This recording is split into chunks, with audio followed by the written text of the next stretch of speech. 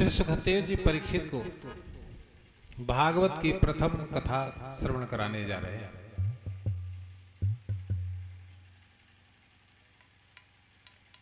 जिसमें उन्होंने सबसे पहले अंतर्यामी परमात्मा के 24 लीलावतारों की कथा सुनाई। जो कथा आप श्रवण करने जा रहे हैं, यह कथा भागवत के 1 स्कंद से लेकर 12 स्कंद तक फैली हुई, यानी एक प्रकार से भागवत महापुराण का संक्षिप्त अवलोकन। यानी ये जब 24 अवतारों की कथा सुन लेंगे तो भागवत में आप पूरी भागवत में पहुंच गए।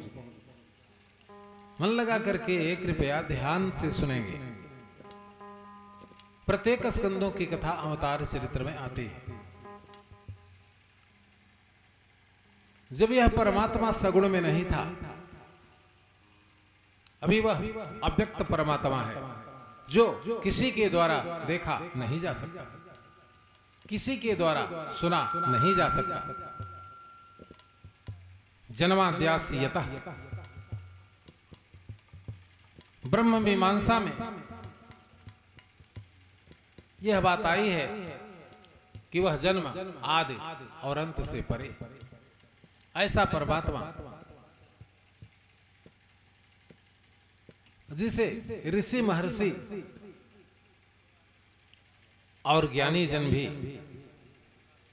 परिकल्पना नहीं कर सकते, देखने और समझने की बात तो बहुत दूर है। जिसके एक एक अंश से अनगिनत ब्रह्मा, अनगिनत विष्णु और अनगिनत शंकर प्रकट होते हैं। सच्चिदानंद रूपायो विश्वोत्पत्त्यादि हेतवे तापत्रय विनाशाय श्री कृष्णाय वयं नमः। हम सभी, ये नहीं केवल 1-2 लोग, गांव से लेकर नगर से लेकर जनपद, जनपद से लेकर प्रदेश, प्रदेश से लेकर राष्ट्र और राष्ट्र से लेकर पूरे विश्व की परिकल्पना की गई। वसुधैव कुटुंबकम इति, सारा संसार ही हमारा परिवार है। हम उस अंतर्यामी परमात्मा को प्रणाम करते हैं। श्री सुखदेव जी ने कहा, परीक्षित उस अव्यक्त ब्रह्म का परिचय लीजिए।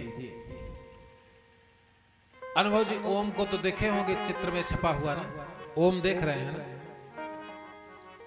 ओम में कुल 5 तन्मात्राएं हैं। ओम पहला है अकार, दूसरा है उकार, तीसरा है मकार, चौथा है नाद और 5वां है बिंदु। अकार है ब्रह्मा, उकार है विष्णु, मकार है महेश, नाद है कृष्ण या राम कहिए या कृष्ण कहिए, और बिंदु है राधा अथवा सीता। अब समझ गए कि नहीं समझ गए? अकार ब्रह्मा, उकार विष्णु, मकार शंकर, नाद कृष्ण, बिंदु राधा। अकार अग्नि, उकार जल, मकार पृथ्वी, नाद वायु और बिंदु आकाश। यह अंतर्यामी परमात्मा संसार के छोटे से जीव से लेकर बहुत बड़े जीवों के अंदर समाहित है। ये 5 तन्मात्राएं हैं, बिना इसके जीव की संरचना नहीं हो सकती। ये 5 कौन है? अग्नि, जल, वायु, आकाश, पृथ्वी। ये 5 कहाँ हैं? बोले क्षिति जल पावक गगन समीरा पंच रचित यह अधम शरीर।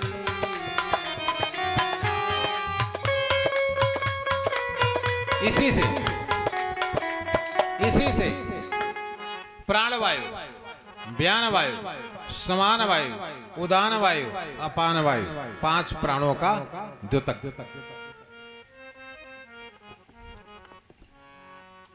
इसी प्रकार से शरीर में 5 प्रकार के परकोटे भी 5 प्राणों के बने हुए हैं। यह व्यक्त परमात्मा अभी तक सगुण शरीर में नहीं था, लेकिन सृष्टि के प्रारंभ में यह अपने को 3 विभाग में विभाजित करता है। सत से ब्रह्मा, रज से विष्णु और तमः से शंकर। सित संहार कारण, पालन, सृष्टि और विनाश। ब्रह्मा को सृष्टिगत कार्य देते हैं, विष्णु को पालन करने का कार्य देते हैं, और जो देवाओं में सबसे बड़े देवता है महादेव, उनको संहार का काम करते हैं। भाई वो सबसे बड़े हैं और समर्थ भी हैं, क्योंकि संसार में कोई मरना नहीं चाहता। ब्रह्मा विष्णु से तो लड़ाई कर लेगा, इसलिए शंकर जी जो हैं जबरदस्त देवता है, महादेव हैं, तो ये संहारकारी देवता हैं, उनसे किसी की नहीं चलती। हम आपको जब भागवत के 10वें स्कंद में आएंगे तो बताएंगे, काल किसी को छोड़ता नहीं। लेकिन भारतवर्ष में एक ऐसा भी समय आया था जिसमें 14 वर्षों तक लोग आर्यावर्त में आराम से रह रहे थे, काल प्रवेश नहीं किया था। अभी समय है, आप सोचिएगा वो किसका दरबार था। 14 वर्षों तक काल भारतवर्ष में प्रवेश नहीं किया था। यही नहीं, 14 वर्षों तक, आज हम लोग 7 दिन का नियम लेने में परेशान हैं। 7 दिन की उपासना है तो आगे पीछे सोचते हैं कैसे बीतेगा, कैसे क्या करेंगे। लेकिन ये ऐसा समय था जब भारत की भूमि में 14 वर्षों तक न तो एक प्राणी मृत हुआ, और न इन 14 वर्षों में स्त्रियों ने किसी बच्चे को पैदा किया, और इन 14 वर्षों में बालक और वृद्ध रोगी को छोड़कर किसी ने भोजन नहीं किया। माताओं ने 14 वर्षों तक अपने सारे गहने उतार कर रख दिए थे। ये समय जानते किसका समय? जब आर्यावर्त में नंदी ग्राम में भरत का शासन चल रहा था। किसका शासन था?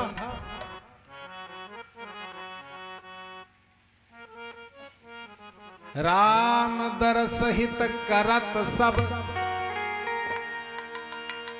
परम नेम उपवास। यानी अगर भरत ने 14 वर्षों तक कुछ नहीं खाया तो सारी प्रजा ने भी नहीं खाया। आज अगर किसी को कह दीजिए 14 वर्षों का व्रत रखने के लिए, कौन रहेगा? राम दरस हित करत सब, परम नेम उपवास। माताओं ने क्या किया? तज भूषण सुख, सब गहने उतार दिए। जब राम आएंगे तभी पहनेंगे। तज भूषण सुख भोग सुख, खत्म कर दिया कि नहीं कर दिया? जियत अवध की आस। ये तब तक उस 14 वर्षों का इंतजार करते रहे जब तक आर्यावर्त में भगवान श्री राम का आगमन नहीं हो जाता। इतना लंबा व्रत था। इस 14 वर्षों के काल में काल आर्यावर्त में प्रवेश नहीं किया। इसको कहते हैं किसका शासन? बोले जौन होत जग जन्म भरत को, जौन होत जग जन्म भरत को, सकल धर्म धुनि धरनि धरत।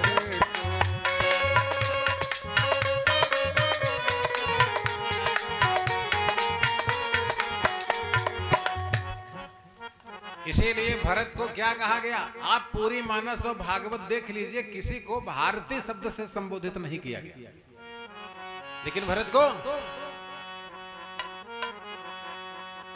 विमल विवेक, विवेक है लेकिन विमल है। बोले विमल विवेक अधर्म नयशाली, अब भरत भारती मंजू मराली। भरत को भारतीयता का एक आभूषण बताया गया। तो यह अंतर्यामी परमात्मा अब 3 लोगों में विभाग अपना बना करके फिर किसके रूप में आ रहा है? पहला अवतार बोले सनत कुमार और सनक सनंदन और सनातन। 5-5 वर्ष के अखंड वैराग्य का और अखंड ब्रह्मचर्य का पालन करने वाले 4 ब्राह्मण कुमारों के रूप में भगवान का पहला अवतार होता है। पहला अवतार भगवान का किसके रूप में हुआ? क्षत्रिय के घर नहीं, क्षत्रिय नहीं, वैश्य नहीं, शूद्र नहीं, बल्कि किसके यहां? ब्राह्मणो मुखमासीत बाहुराजन्नकृतः उरु तदस्य यद वैश्य पदभ्याम गुम शूद्रो अजायतः। पहला अवतार भगवान का ब्राह्मण के रूप में होता है। इन सनत कुमारों ने, ये वही सनत कुमार हैं जिन्होंने सृष्टि का क्रम प्रारंभ था। ये जो अक्षर आप देख रहे हैं अ से लेकर के ऋ तक, इनकी संख्या कितनी है? 51। अ से लेकर ऋ तक स्वर और व्यंजनों की संख्या है 51, 51। क वर्ग, च वर्ग, ट वर्ग, ता वर्ग, इतनी संरचना कर दी गई थी। इसीलिए शरीर में 51 अंग हैं। अ से लेकर ऋ तक व्यंजन और स्वरों की संख्या 51 है। इसीलिए शरीर के समस्त अंगों की संख्या भी 51। इसीलिए रामचरितमानस के समस्त चौपाइयों की संख्या भी 5100 है। इसी समय 50 करोड़ योजन विस्तीर्ण पृथ्वी को हिरण्याक्ष ने रसातल में छिपा दिया था और कहा ब्रह्मा आप करो सृष्टि, देखते किस पर करोगे। तो ब्रह्मा की नासिका से बोले त्रयीमयम् रूपमिदं च सौकरम्। आकाश पाताल रसातल को स्पर्श करने वाला एक भयानक जीव प्रकट हुआ जिसका नाम था यज्ञ बाराह भगवान। यानी दूसरे अवतार में भगवान पृथ्वी की रक्षा करने के लिए वाराह अवतार धारण करते और सृष्टि क्रम की रक्षा में ब्रह्मा विष्णु महेश ने जय विजय को लगा दिया था कि कोई अंदर न आने पावे। और इसी समय चारों कुमार आ गए। कुमारों ने कहा हमें तत्काल ब्रह्मा से मिलना। जय विजय ने कहा नहीं नहीं, हमको आदेश नहीं है, इसलिए आप अंदर नहीं जा सकते। सनत कुमारों ने कहा तो ये समझ लो अगर अंदर नहीं जाने दोगे तो हम तुम्हें श्राप दे करके भस्म कर डालेंगे। द्वारपालों ने कहा महाराज चाहे जला डालिए, चाहे श्राप दे दीजिए, लेकिन हम अपने रहते सृष्टि के क्रम में बाधा नहीं प्रकट होने देंगे। इतने में करते क्या है सनत कुमार? बोले तस्मिन् यतीत्य मुनयः अखड सज्जमाना अकच्छा समान वैसावथ सप्तमायाम देवाय चक्षित गृहीत गदा परार्धौ अकेयूर कुंडल किरीट बिटंक भेषो।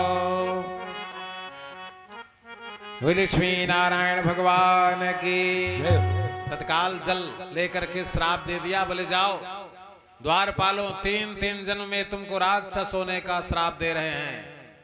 इसी समय, ये नहीं कि तुमको समय मिलेगा, अब जान लीजिए।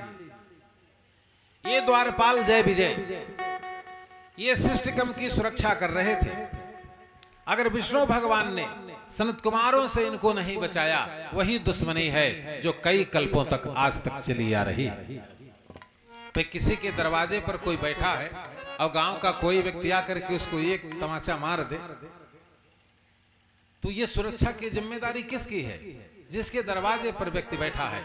अगर वो सुरक्षा नहीं कर रहा है तो बैठने वाले पिटने वाले व्यक्ति की शत्रुता उससे हो जाएगी जिसके घर पर वह व्यक्ति बैठा है।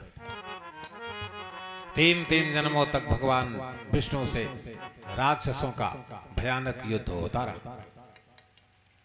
यह महावाराह अपनी धाड़ों पर पृथ्वी को लेकर बाहर निकल रहे थे। सुतल लोक में हिरणाक्ष से भेंट हो गई। 1000 वर्ष तक घोर युद्ध होने के बाद भगवान ने अपने कौमोद की गदा से हिरणाक्ष का वध कर दिया। यह हिरणाक्ष ब्राह्मण था। हिरणाक्ष कौन था? एक कश्यप के पुत्र थे। ब्राह्मण शासन इन्होंने 31 लाख वर्षों तक भारत में शासन किया था।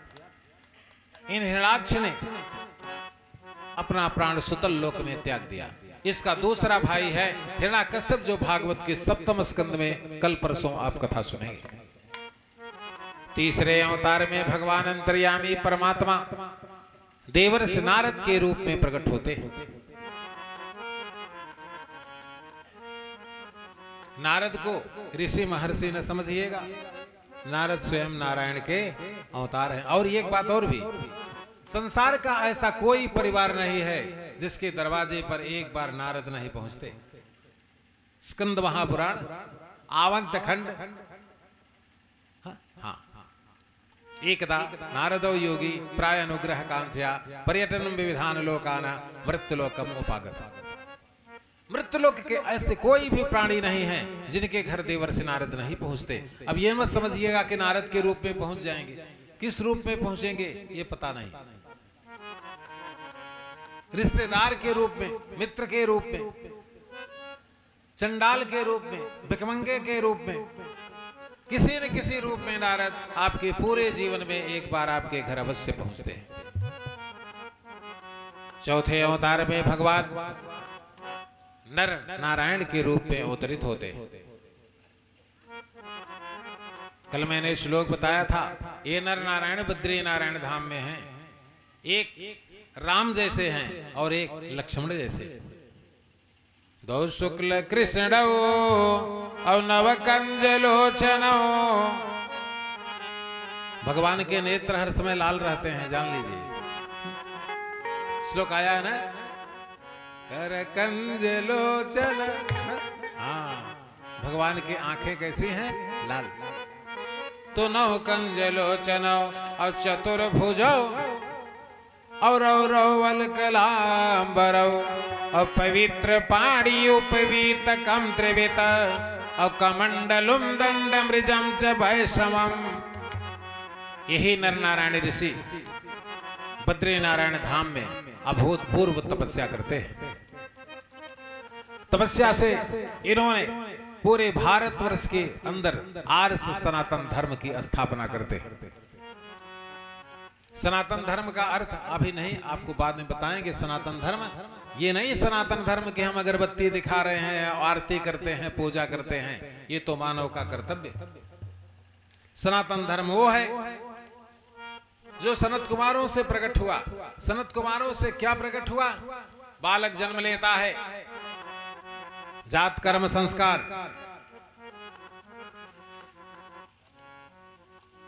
नालच छेदन संस्कार, दिख रहे हैं कि नहीं दिख रहे हैं?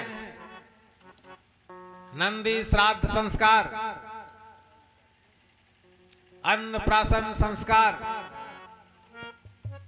यज्ञोपवीत संस्कार, जिसे उपनयन संस्कार कहा जाता है, गायत्री मंत्र की दीक्षा संस्कार। अब हमने 4-5 संस्कार बताया। बहुत बड़ी ब्राह्मण बस्ती है, अपने अपने घर में देख लीजिए हम कितने सनातन धर्म का पालन करते हैं। ये कहना अलग है कि हम सनातन धर्म की रक्षा करते हैं, लेकिन जब रक्षा करने की बात आएगी तो हम खत्म। इस प्रकार से कुल खोड़स संस्कार है, खोड़स संस्कारों की व्यवस्था है, जिसमें हमको नहीं लगता कि आज किसी एकाक संस्कार का पालन किया जा रहा है। सनत कुमारों ने जिस सनातन धर्म की स्थापना की थी, आज उस पर देवता चलते हैं, आज उस पर मानव भी चलते हैं। ऐसा नहीं कि मानव नहीं चलते, चलते हैं, लेकिन उनकी संख्या कम है। नर नारायण के रूप में उन्होंने चौथा अवतार दिखाया। ये नर नारायण देखिए, और जितने अवतारों की कथा बता रहे हैं प्रधान जी, सब आपको रामचरितमानस में भी दिखाते जा रहे हैं, देखते जाइए। सनत कुमारों को देख लीजिए, मानस में कहाँ है? बोले सुख सनकादि आदि मुनि जोगी, सुख सनकादि आदि मुनि जोगी, नाम प्रभाव ब्रह्म सुख भोगी।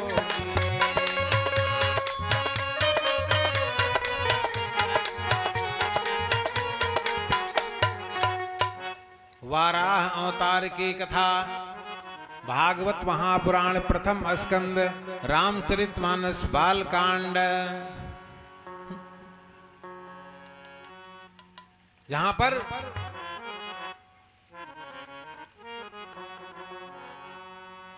हिरण्याक्ष की कथा है। कनक कशिपु वरु हाटक लोचन, कनक कशिपु वरु हाटक लोचन, विश्व विदित सुरपति मद मोचन। विजयी समर वीर विख्याता, धरि बराह जनु एक निपाता।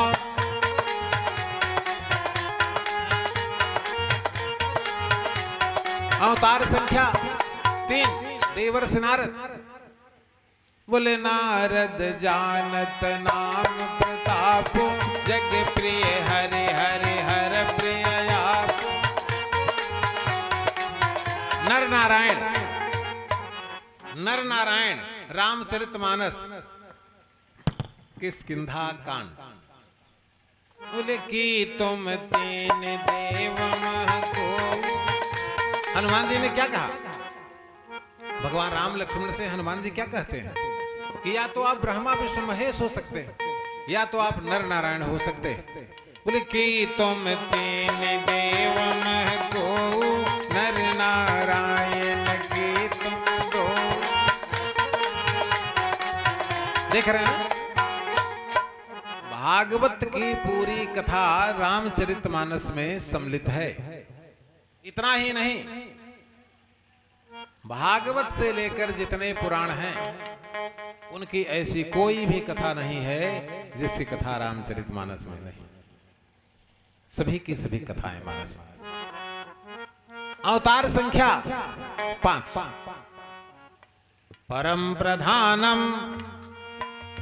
यह जो अवतार बताया जा रहा है, यह ऋषियों महर्षियों में सर्वश्रेष्ठ अवतार की कथा है। परम प्रधानम अपुरुषम महांतम, कालम कविम त्रिवितम लोकपालम। बोले आत्मानुभूत्वानुगतम प्रपंचम, स्वच्छंद शक्ति ही कपिलम प्रपद्ये। बोले महर्षि कपिल भगवान के। ये महर्षि कपिल भागवत प्रथम स्कंद और रामचरितमानस बालकांड। बोले सांख्य शास्त्र जी में प्रगट बखाना, तत्व विचार निपुण भगवान।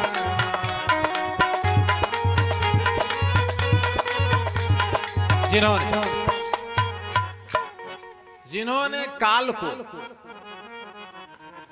काल किसी ने देखा नहीं है, लेकिन महर्षि कपिल जिन्होंने गंगा सागर में अपना निवास बनाया है, ऐसे महर्षि कपिल ने काल को कमंडल में बंद करके रखते हैं। कहां रखते हैं? काल को कमंडल में बंद करके रखते हैं। जिन्होंने परमाणुओं को मिलाकर अणु। देखिए, विश्व के सांख्य शास्त्र की रचना करने जा रहे हैं। किस देवता की आयु कितनी होगी, किन ग्रहों की गति कितनी होगी, वर्ष का निर्माण कैसे होगा, ये सब किसने किया? महर्षि कपिल ने। परमाणुओं को मिलाकर अणुओं को मिलाकर त्रुटि को मिलाकर कला को मिलाकर निमेश को मिलाकर क्षण को मिलाकर पल को मिलाकर घटी को मिलाकर घंटा का निर्माण करते।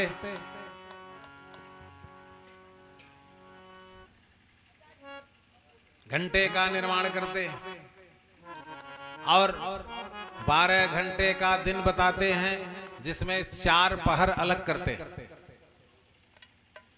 पहला पहर कितने बजे शुरू होता है? आज कम लोगों को पता होगा पहर किसको कहते। ये तो पहर की कड़ी पंचांग में है। पहर और मुहूर्त पंचांग से लिए गए और ये सब बनाने वाले महर्षि कपिल। पहला पहर कितने बजे से प्रारंभ हो जाता है? दिन का 3 बजे से। उत्तम अवतार को पेता, मध्यम अवतार लुप्तका, अधमा सूर्य सहिता, प्रातः संध्या तिभिस्मृता।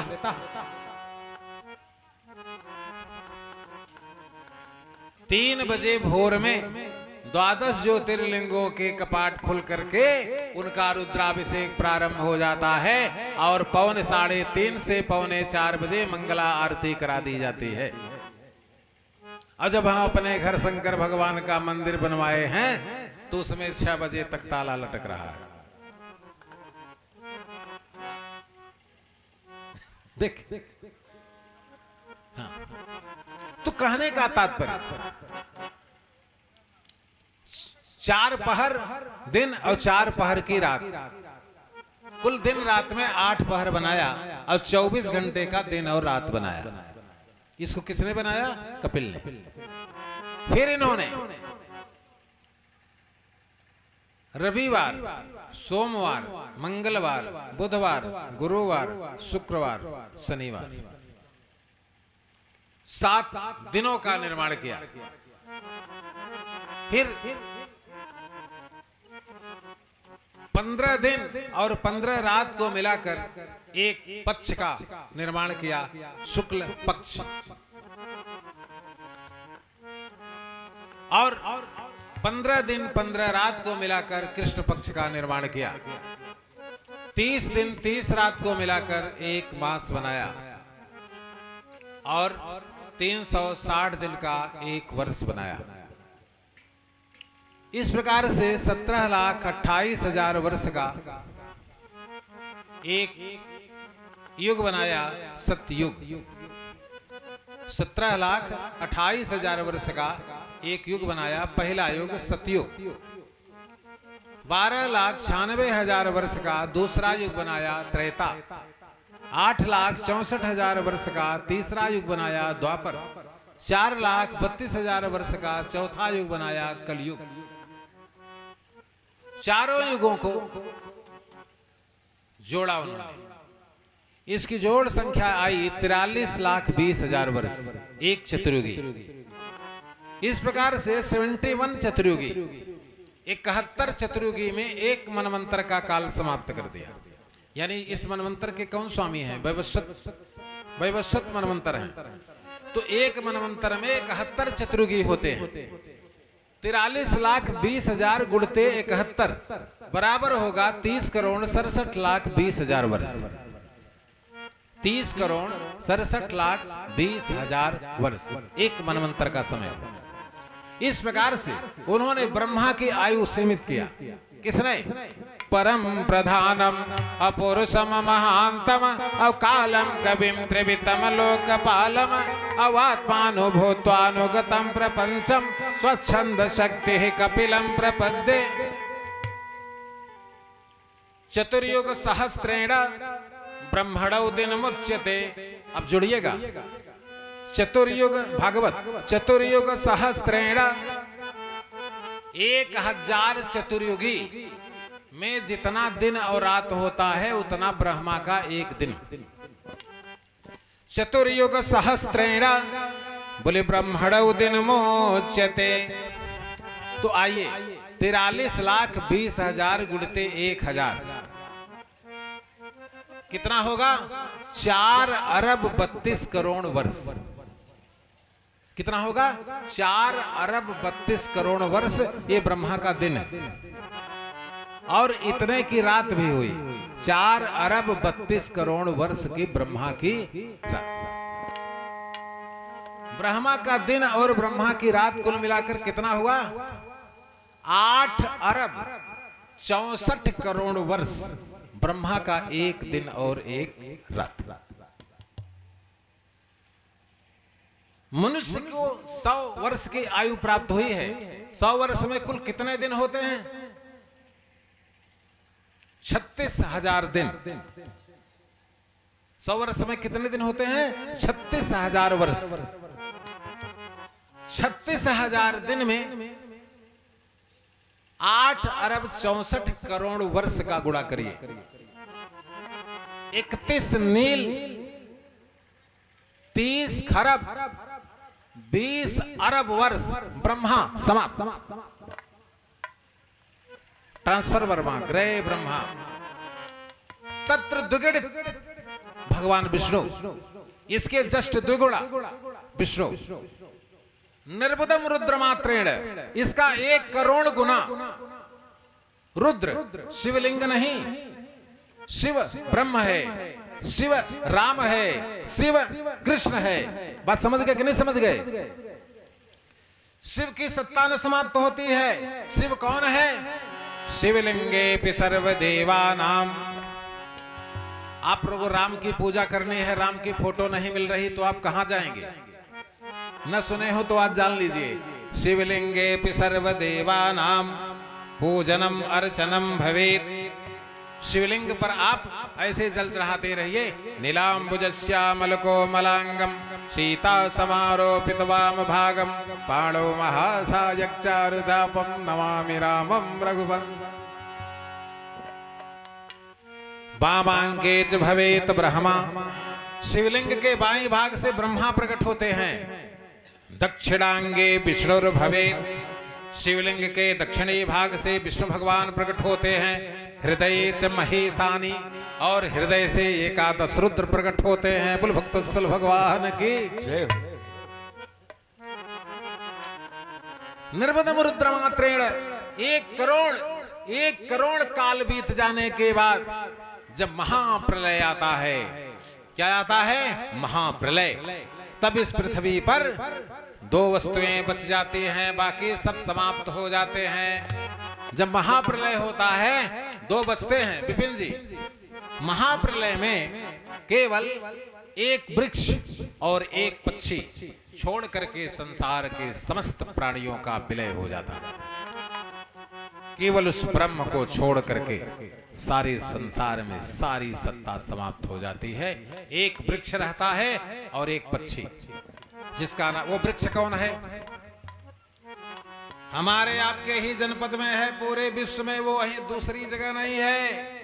बोले सीता सीतई यस्य तरंग चामरे औनद्यौ विभाति मुनि भानु कन्यके औ नीलात पत्र बटयेव साक्षात सतीर्थराजो जयति प्रयाग। इस बट वृक्ष के पत्ते नीले रंग के हैं। जहां पर महाकुंभ में पूरे विश्व के लोग एकत्रित होते हैं। आप ऐसा भारत नहीं, पूरे विश्व में कोई जनपद नहीं बता सकते जिसमें विश्व के लोग एकत्रित होते। अगर वह जनपद है जहां पूरे विश्व के लोग एकत्रित होते हैं तो वह जनपद कौन है? नीलात पत्र बोले बटयेव साक्षात सतीर्थराजो जयति प्रयाग। बोले तीर्थराज प्रयाग भगवान की। और वह पक्षी है जिसका कभी विनाश नहीं होता किसी प्रलय में, इस बट वृक्ष की तरह। इस बट वृक्ष की एक शाखा गया में है और इस बट वृक्ष की एक शाखा राजस्थान के अलवर में। ठीक। और पक्षी कौन है जिसका महाप्रलय में भी विनाश नहीं होता? भगवान शंकर ने पार्वती से कहा, बोले तहपुनि बसत रुचिर खग सोई। तहपुनि बसत रुचिर खग सोई तासुना सकल पांतन होई।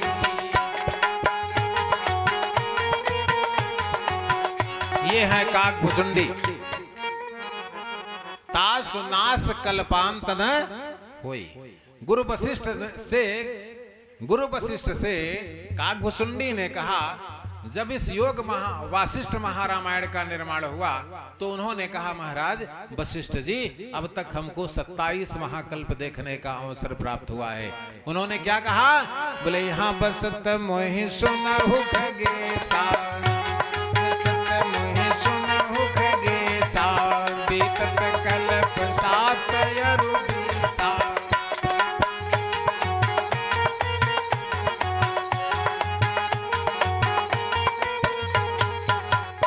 इस प्रकार से महर्षि कपिल, जिनकी 9 बहनें थी, आगे आपको कथा में बताते हैं। इनके अवतार संख्या है 5। कहते हैं सब तीर्थ बार बार और गंगा सागर एक। महर्षि कपिल के बाद भगवान अंतर्यामी परमात्मा 6वां अवतार होता है। यह 6वां अवतार, एक बार ऐसी घटना घटी कि सभी देवताओं में देवर्षि नारद ने प्रश्न किया, महाराज संसार में पतिव्रता सम्राट स्त्री कौन है? तो सभी देवताओं ने कहा, भाई पार्वती को कह लीजिए, क्योंकि पार्वती से बड़ा तो पतिव्रत किसी ने नहीं रखा है। बोले, पार्वती सम प्रिय पति हो, पति सम प्रिय पति हो, देवी न हम पर छाण बिछोहु।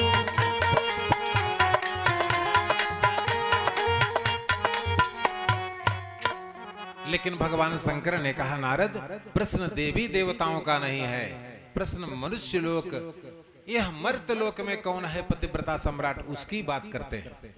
तो मृत्यु लोक में पतिव्रता सम्राट कौन है? ये वही है। भागवत महापुराण के 10वें स्कंद में एक कथा आती है। मांडव्य ऋषि का आश्रम था। चोरों ने राजा के घर चोरी की, और जब सैनिकों ने चोरों का पीछा किया तो उन्होंने कपड़े और गहने मांडव्य ऋषि के आश्रम पर छोड़कर भाग गए। मांडव्य ऋषि पकड़े गए। मांडव्य ऋषि राजा के पास पहुंचाए गए। राजा ने कहा, इस धूर्त ऋषि को सूली पर चढ़ा दो, और वे भी चौराहे पर।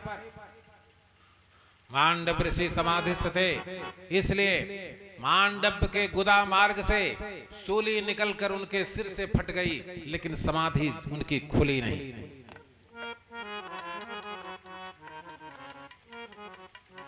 कई वर्षों तक वे सूली पर चढ़े रहे। एक दिन की बात थी, एक सांडिल्या नाम की पतिव्रता ब्राह्मणी थी। उसका पति कोढ़ी था, उसकी आधी शरीर गल भी चुकी थी।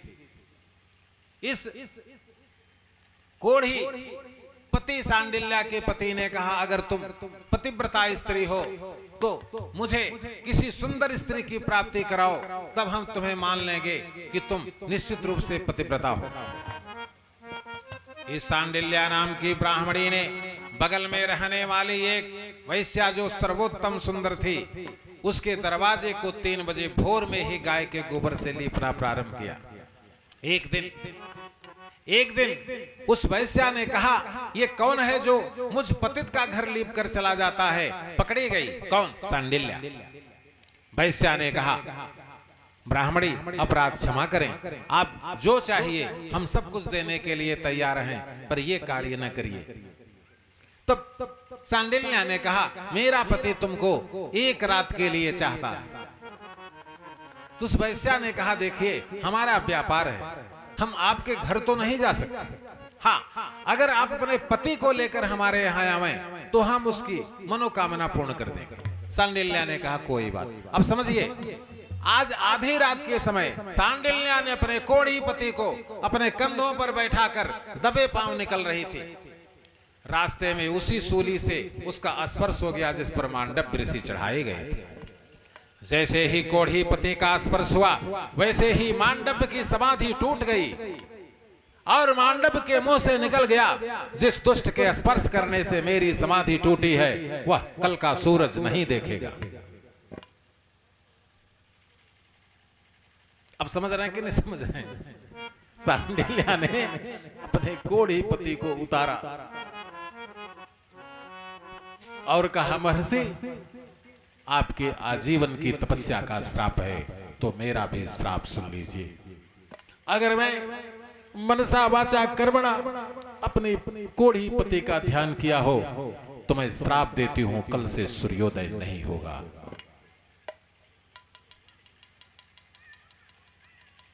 रुक गए सूर्य भगवान, वहीं उतार कर बैठ।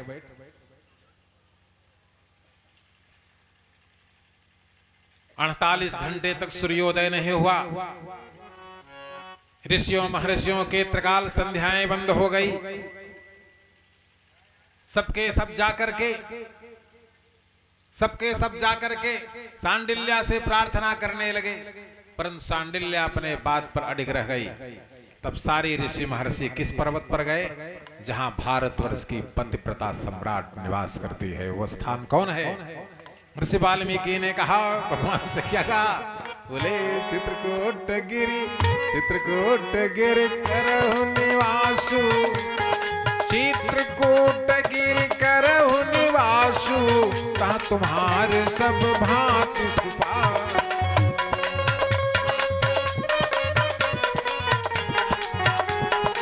अत्रि आदि मुनिवर बहु बसहि, करई जोग जप तप तन कसहि। जहां पर कौन रहती है? अत्र की पत्नी अनुसुईया, जिन्होंने पुलिन नदी पुराण पुनीत बखानी, अत्रि प्रिया जहि तप बलयानी।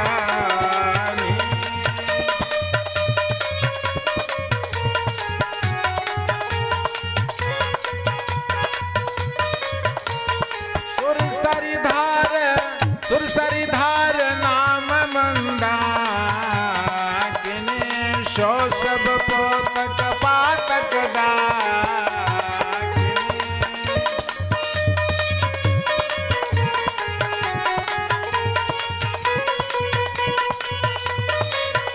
सभी लोग अनुसुईया के पास गए। अनुसुईया ने कहा, कोई बात नहीं, चलिए हम चलते।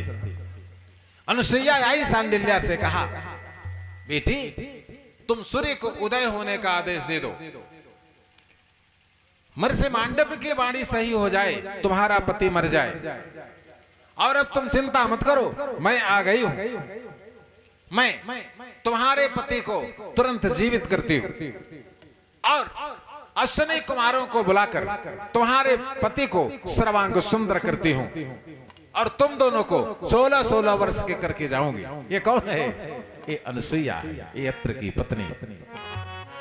सांडिल्या ने पतिव्रता सम्राट की बात मान ली और सूर्य को उदय होने का आदेश दे दिया। जैसे ही वह कोढ़ी पति मरा, वैसे ही अनुसुईया ने उसे पुनः जीवन दान दिया और अश्विनी कुमारों को बुलाकर उसका कोढ़ समाप्त कर दिया। इधर क्या हुआ? इधर मांडव्य ऋषि यमलोक पहुंचे और कहा, दुष्ट धर्मराज निकलो बाहर। पूरा यमपुरी थर थर कांपने लगा। भैया मांडव्य ऋषि आए हैं, क्यों आए हैं? दौड़कर धर्मराज दंडवत प्रणाम करते हैं। कहें, धूर्ते बताओ हमारा कौन सा पाप था जो मैं सूली पर चढ़ा गया?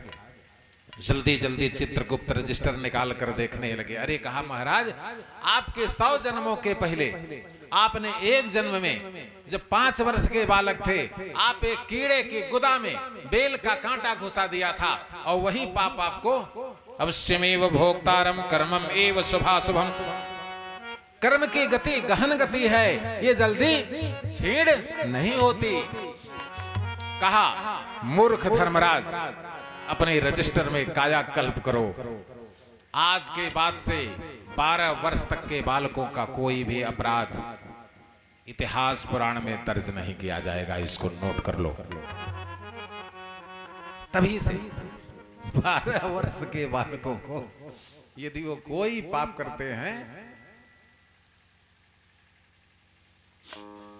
इन्हीं अनुसुईया के यहां ब्रह्मा विष्णु महेश परीक्षा लेने के लिए आए थे, जिन्होंने तीनों का स्पर्श कर लिया और तीनों अभी के तुरंत जातक हो गए, यानी अभी गर्भ से निकल रहे हैं। हाथ 4 हो गए, पैर 2 हो गए, सिर 3 हो गया। ये अत्रि के पुत्र हैं। ये कौन हैं? 6वां अवतार दत्तात्रेय, यानी हरि हर नाथ। कौन हो गए? बोले हरि हर पद रति मति न कुतर की, हरि हर पद रति मति न कुतर की, तिन कहूँ मधुर कथा रघुबर की।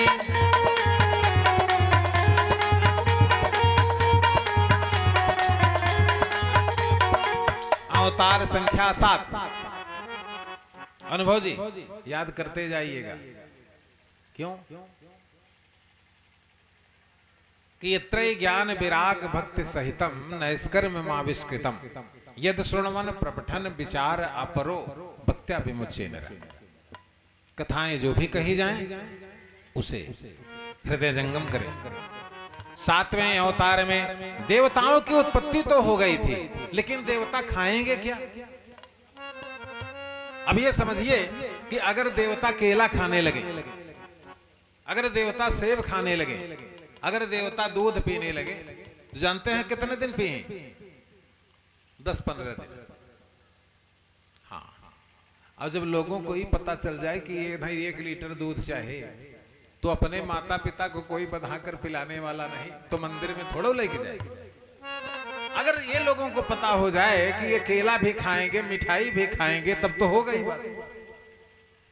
तब केवल गंगे तव दर्शनार्थ मुक्ति, तब काम खत्म, तब चढ़ने वाला काम खत्म। इसलिए देवताओं को भोजन कैसे होगा, इसका मंथन करने पर अंतर्यामी परमात्मा ने 7वां अवतार ग्रहण किया, यानी अब इससे देवता भोजन करेंगे।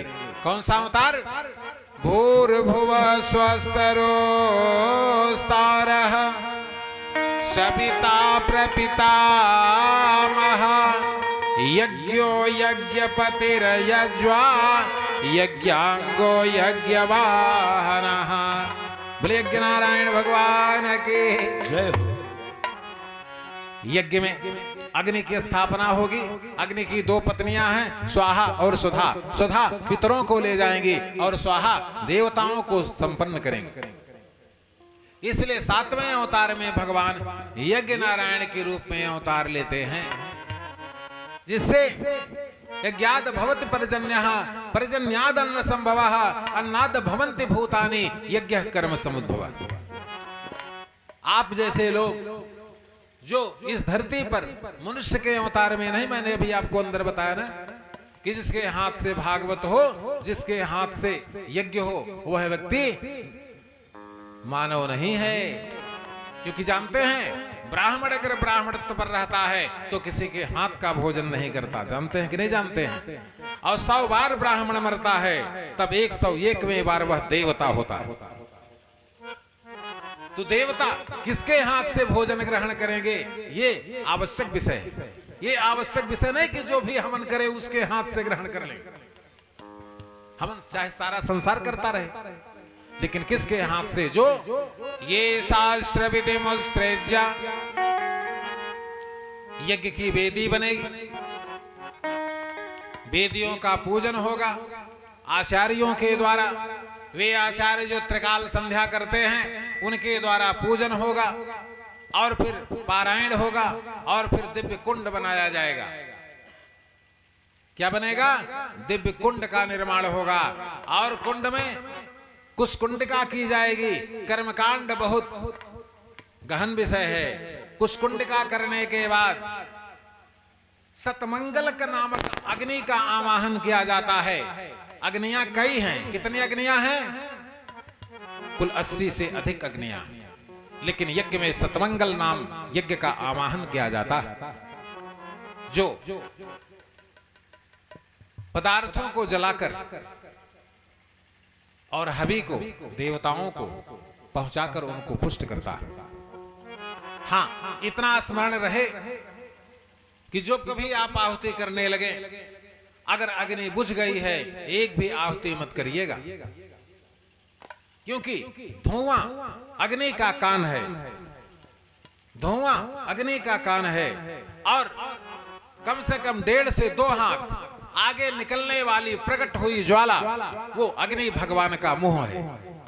इसलिए जब तक प्रकट ज्वाला नहीं है आप आहुति नहीं करेंगे। यदि आप धुएं में आहुति करेंगे तो कोई व्यक्ति एक्सीडेंट होगा अथवा किसी भयानक बीमारी से कोई घर का व्यक्ति बीमार हो जाएगा। यज्ञ मीमांसा शास्त्र। इसलिए प्रकट हुई अग्नि में आहुति करें और आहुति करते समय कुंड के अगल बगल जो आहुति गिर जाती है वो देवी भागवत महापुराण जब भगवान का हयग्रीव अवतार हुआ था, जब भगवान विष्णु का मस्तक कट गया था, तब बर्मी नाम के कीड़े ने भगवान के कोदंड की डोरी को काटा था। इसलिए जो बगल अगल गिरा हुआ है वो बर्मी नाम के कीड़े का भाग है। अगर उसको बटोर कर आप कुंड में डाल देते हैं तो सब सत्यानाश होगा। ये क्या है? जाने बिनु न होई प्रतीति, बिनु न होई प्रतीति, बिनु प्रतीति होत नहीं प्रीति, प्रीति बिना भली भगति दृढ़ाई, जिमि खगपति जल की चिकनाई। इतना ही नहीं, आपको तो पता होगा जैसे माताएं व्रत रखती हैं, नवरात्र रखते हैं, सत्यनारायण भगवान की कथा करेंगे तो कलशा रखते कि नहीं रखते? उस पर जो नारियल है उसको कैसे रखें इसका विचार कर लीजिए। यज्ञ मीमांसा शास्त्र। नारियल के मुंह होते हैं, जब उनको खोलिए तो उनके दो आंख और एक मुंह होता है। ये आंख और मुंह किधर होना चाहिए? यजमान के सामने। ऊर्ध्वं च वक्त्रम और बहुरोग वृद्धि। अगर नारियल खड़ा करके रख दिए कलश में तो पूरे परिवार में ऐसा कोई व्यक्ति नहीं बचेगा जो अस्पताल न पहुंचे। बोले ऊर्ध्वं च वक्त्रम बहुरोग वृद्धि। अगर मुख ऊपर हो गया सारा परिवार बीमार, और अगर मुख नीचे हो गया बोले अधो मुखम शत्रु विवर्धनाय। अगर नारियल का मुंह नीचे हो गया तो परिवार में घर में ही डंडवारे पड़ने लगेंगी, भाई भाई में कलह और गांव में शत्रुता प्रकट हो जाएगी। बोले ऊर्ध्वं च वक्त्रम बहुरोग वृद्धि अवधो मुखम शत्रु विवर्धनाय और प्राची मुखम वित्त विनाशनाय। अगर नारियल का मुंह पूरब हो गया तो एक एक पैसे के लिए आप परेशान हो जाएंगे। अब बोले तस्मात् शुभम सम्मुख नारिकेलम। इसलिए यजमान के सम्मुख नारियल का मुंह होना चाहिए। ये यज्ञ है। ये क्या है? ये भूर्भुवः स्वस्तिरुस्तारः सविता प्रपितामहः यज्ञो यज्ञपतिर्यज्वा यज्ञांगो यज्ञवान्। इस प्रकार से 7 अवतार भगवान ने ग्रहण किया।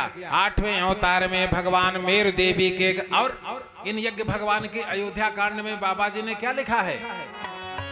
जितने यहाँ बैठे हैं हम किसी को नहीं कहेंगे हाथ उठाइए, लेकिन सभी सनातन धर्म मतावलंबियों को, सनातन धर्म का पालन करने वालों को अपने अपने घर में प्रत्येक 5 आहुति डेली करनी चाहिए।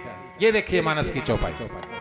महर्षि वाल्मीकि डायरेक्टर महोदय ने राम को कहा उसके घर में निवास करेंगे जिसके घर में डेली आहुति होती। ये देख लीजिए। बोले तर्पण होम करई विधि नाना, होम करई विधि नाना, विप्र जवाई देहि बहुदाना।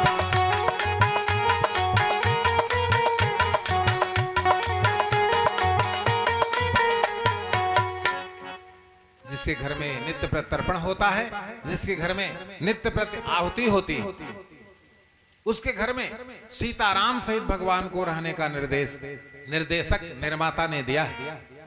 तो सभी अपने घरों में 5 बार आहुति जरूर करें। 8वें अवतार में मेरु देवी के गर्भ से ऋषभ देव के रूप में भगवान का 8वां अवतार होता। ऋषभ देव ने सारे संसार में केवल एक ही शिक्षा प्रदान की। क्या?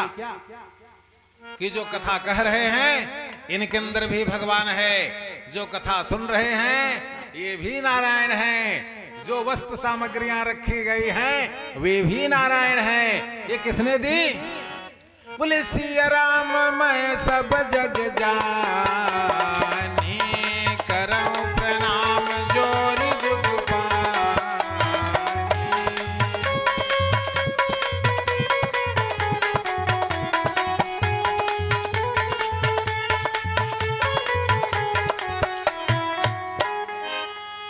सभी के अंदर अंतर्यामी परमात्मा है, इसकी शिक्षा श्री ऋषभ देव के द्वारा प्राप्त हुई, जिनकी कथा भागवत के पंचम स्कंद में आती। 9वें अवतार में भगवान अर्च के गर्भ से पृथ्वेन के रूप में प्रकट होते हैं। किसके रूप में? पृथ्वेन। ये वही पृथ्वेन हैं जिन्होंने पृथ्वी का तकिया बनाकर सोते थे। क्या करते थे? दलीप गयो यरुदधीच गयो, पृथ्वेनु गयो जिनको जग जाना, अबाली महाबल पुंज गयो, अब जिकरी कखरी 10 शीस समाना। अब बोले छत्रपति दुर्योधन गा, जो कि भारत से महाभारत ठाना। और कहने का तात्पर्य कि कवि केशव दास कहते हैं कि जो इस संसार में आया है बढ़ेगा और फिर धीरे धीरे तुलसी कलिकाल की हाल कहें। बाबा जी ने भी दोहराया कि जो फरा सो झरा, जो बरा सो बुताना। ये पृथ्वेन हैं, इन्होंने आर्यावर्त में 100 अश्वमेध यज्ञों का संकल्प लिया और अंतिम में जब यज्ञ में, कल आप इनकी कथा सुनेंगे, जब यज्ञ में भगवान प्रकट हुए तो इन्होंने क्या मांगा? 10,000 कान मांगा। न तो पुत्र मांगा, न धन मांगा, न संपदा मांगा। क्या मांगा? न नाथ कामाय तदप्य हम क्वचित। हे प्रभु, मुझे मोक्ष भी नहीं चाहिए। न नाथ यु समाचरणाम भुजा सवः, बोले महंतम आर्द्रम हृदयान्मुखाच्युतौ, विधस्त कर्ण है युत में समय वरम। पृथ्वी ने कहा, हे प्रभु हमें 10,000 कान दे दीजिए। भगवान ने कहा, इतना कान लेकर के क्या करोगे? कहा, सत्यलोक से लेकर के रसातल तक अगर कहीं भी आपकी कथा चल रही हो तो मेरे श्रवणों तक जरूर आवे। इसलिए हमने 10,000 कान। बाबा जी ने लिखा कि अगर 10,000 कानों से कथा सुनोगे तो एक और सुनोगे, अगर भगवान की कहीं निंदा होती रहेगी तो वो भी सुनोगे। बोले पुनि प्रणवो पृथुराज समाना, पर यज्ञ सुनत सहस 10 का।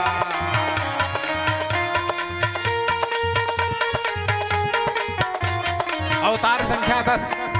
इस छात कुल में महाराज सत्यव्रत स्नान करने गए थे। नदी में एक छोटी मछली मिली। मत्स्य ने कहा, महाराज मुझे मेरी रक्षा कर लीजिए। चलिए, कमंडल में लेकर चले आए, जार में रखवा दिया। 2 घंटे के बाद बहुत बड़ी हो गई। फिर अनेक साधन बदले, फिर बड़ी होती गई। फिर सरजू जी में डलवा दिया, सरजू जी का प्रवाह रुक गया।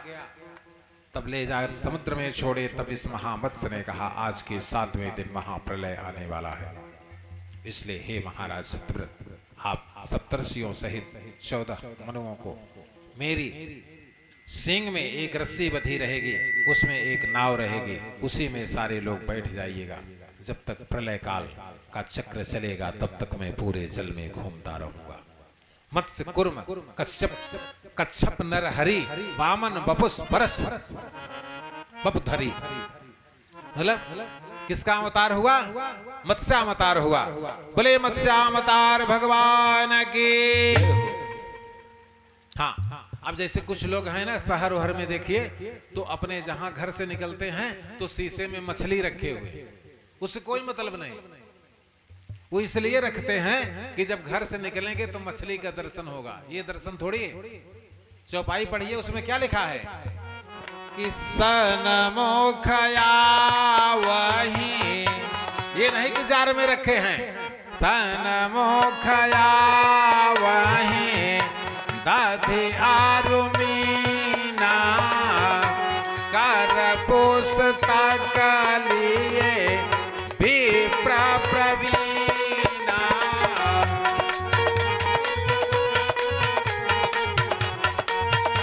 एक ने और कभी कभी लोग फोन करते हैं, महाराज वो डॉक्टर ने बताया है बच्चा पैदा होने के लिए महाराज को बढ़िया साइड बताई देते हैं ऑपरेशन वाली। भाई देखिए, हम तो ये कहते हैं कि किसी आचार्य से पूछ लो, हमसे मत पूछो। इसलिए मत पूछो कि जब तुम पूछ करके बच्चा पैदा कराओगे तो उसकी कुंडली बनेगी नहीं, उस कुंडली नहीं बनेगी, उसका कोई मतलब नहीं होगा। जब कबहू का कर करुणा नर देही, देश देत ईस बिनु हेतु स्नेही। जब बालक उस काल में प्रकट हो जाए, ठीक है ऑपरेशन ही हो, लेकिन आप किसी से पूछकर ऑपरेशन मत कराइए। जब डॉक्टर अपनी मर्जी से ऑपरेशन करेगा, उसको बालक को पैदा होने का जो समय आ गया है, उस समय को आप लिख कर रखिए, उस पर कुंडली बनेगी। आपने पूछ कर रखा है, ये कुंडली व्यर्थ। 11वें अवतार में भगवान कुर्मावतार धारण किया, कच्छपावतार। भागवत के अष्टम, आइए हमारे आरडीएम इंटर कॉलेज के प्रबंधक श्री यमुना प्रसाद शुक्ल जी पधारे हुए हैं। भागवत महापुराण की तरफ से उनका कोटि कोटि हार्दिक अभिनंदन।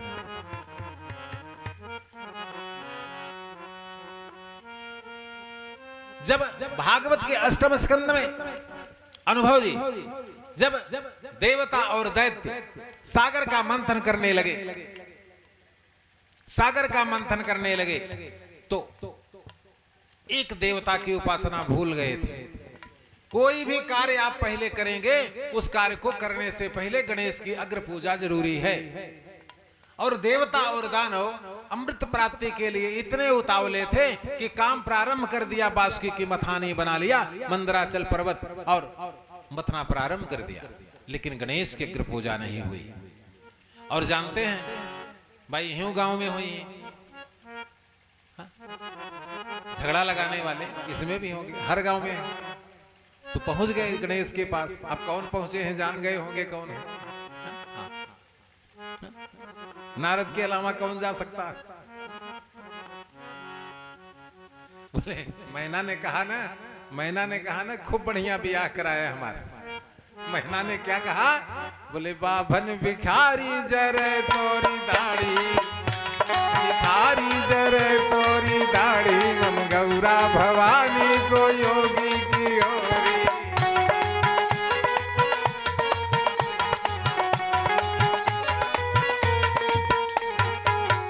नारद ने आकर कहा महाराज, जब देवता ही आपकी पूजा नहीं करेंगे तो मनुष्य कैसे करेंगे? कहें क्या हुआ? कहें सागर मंथन प्रारंभ है, आपसे पूछा नहीं गया, आपकी चर्चा नहीं हुई। गणेश ने कहा ऐसा? कहा हाँ। तो कहा ठीक है, हम होने ही नहीं देंगे। एक तरफ देवता, एक तरफ दैत्य लगे हुए हैं, अतुलित बलशाली लोग लगे हुए हैं, लेकिन गणेश ने क्या किया?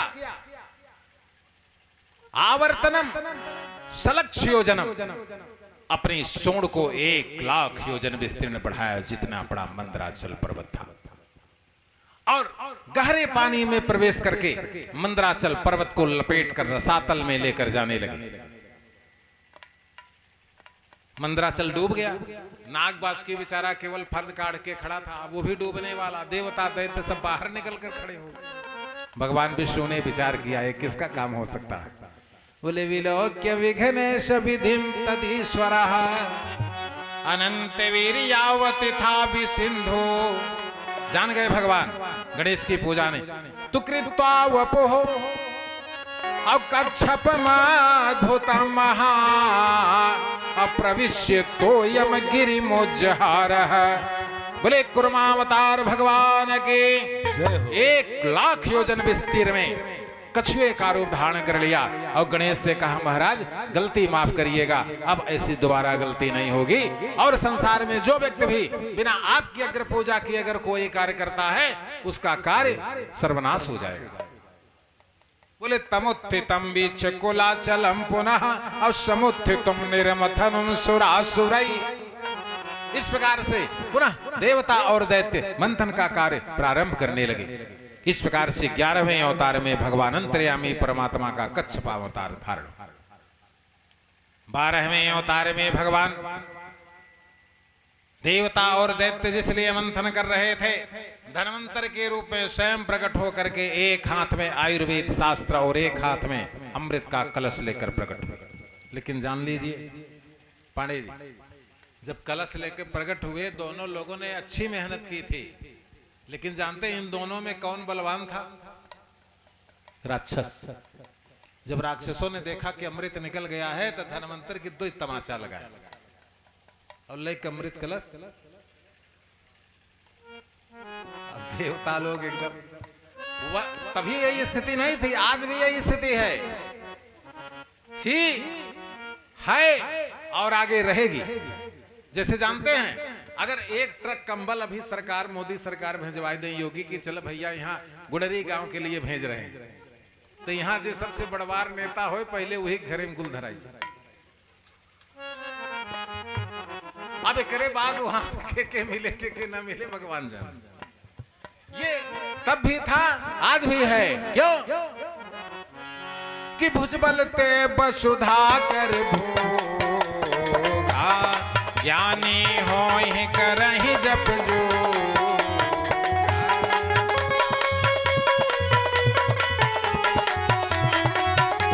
देवता निराश, देवताओं ने कहा अब जाएं कहां? तो भगवान विष्णु ने कहा ब्रह्मा विष्णु महेश सब तो यही है, एक काम करो अब देवी की शरण में जाइए। हाँ, अगर अमृत पीना है तो किसकी शरण में जाइए? बोले ब्रह्मा हरस्य नहीं वक्तुमलं बलं च, अब बोले सा चंडिका अखिल जगत परिपालनाय। जो भगवती की आराधना हुई तो कोटि सौंदर्यता को मात करने वाली भगवती महा त्रिपुर सुंदरी प्रकट हुई, और उसके प्रकट होते ही ये तो राक्षसों की भी आवाहनीय देवी थी, इसलिए राक्षसों ने भी सबसे पहले अमृत कलश रख करके भगवती को दंडवत प्रणाम किया। क्यों? कि देवी पूजी पद कमल तुम्हारे, सुर नर मुनि सब हो ही सुखारे।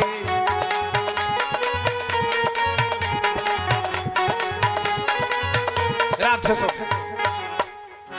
मैया आप ही बांट दीजिए अमृत को। तो कहा कोई बात नहीं, स्नान करके आओ, बांटते। राक्षस बड़े चालाक होते थे, स्नान करने गए लेकिन अपना एक राजदूत गोपनीय रख दिया, वो देवताओं का स्वरूप पकड़ करके और देवताओं के बीच में बैठ करके पहले अमृत पी लिया। सूर्य चंद्रमा ने बता दिया कि ये राहु है। भगवान विष्णु ने सुदर्शन चक्र से उसका सिर धड़ से अलग कर दिया। राहु ने कहा महाराज अब हम अजर अमर हो गए हैं, लेकिन इनको दोनों को नहीं छोड़ेंगे, इस सूर्य और चंद्रमा को। अमावस्या की रात और पूर्णिमा की रात दिन इनके लिए भारी पड़ेगा। अब समझ लीजिए, इस प्रकार से भगवान 13वें अवतार में किसके रूप में अवतरित हुए, जिनसे ब्रह्मा विष्णु महेश भी थर थर कांपते हैं। ये 13वां अवतार किसका है? बोले शिव चतुरानन जाहि डेराही, शिव चतुरानन जाहि डेराही, अपर जीव के ही लेखे माही। नारद भव बिरंचि सनकादि, जे मुनिवर यति आत्मवादी। अवतार संख्या 14। 5 वर्ष के बालक, अब आप सप्तम स्कंद में आ गए, अष्टम सप्तम में चल रहे। 5 वर्ष के बालक प्रहलाद ने यह कह दिया था कि हाँ पिताश्री, इस खंभे में भी नारायण है। इसलिए प्रहलाद को बचाने के लिए नहीं, प्रहलाद के विश्वास की रक्षा करने के लिए भगवान स्फटिक मणि के खंभे से प्रकट हुए। मीमांसमानस्य समोत्थितो ग्रतौ, नृसिंह रूपस्तदलं भयानकम्।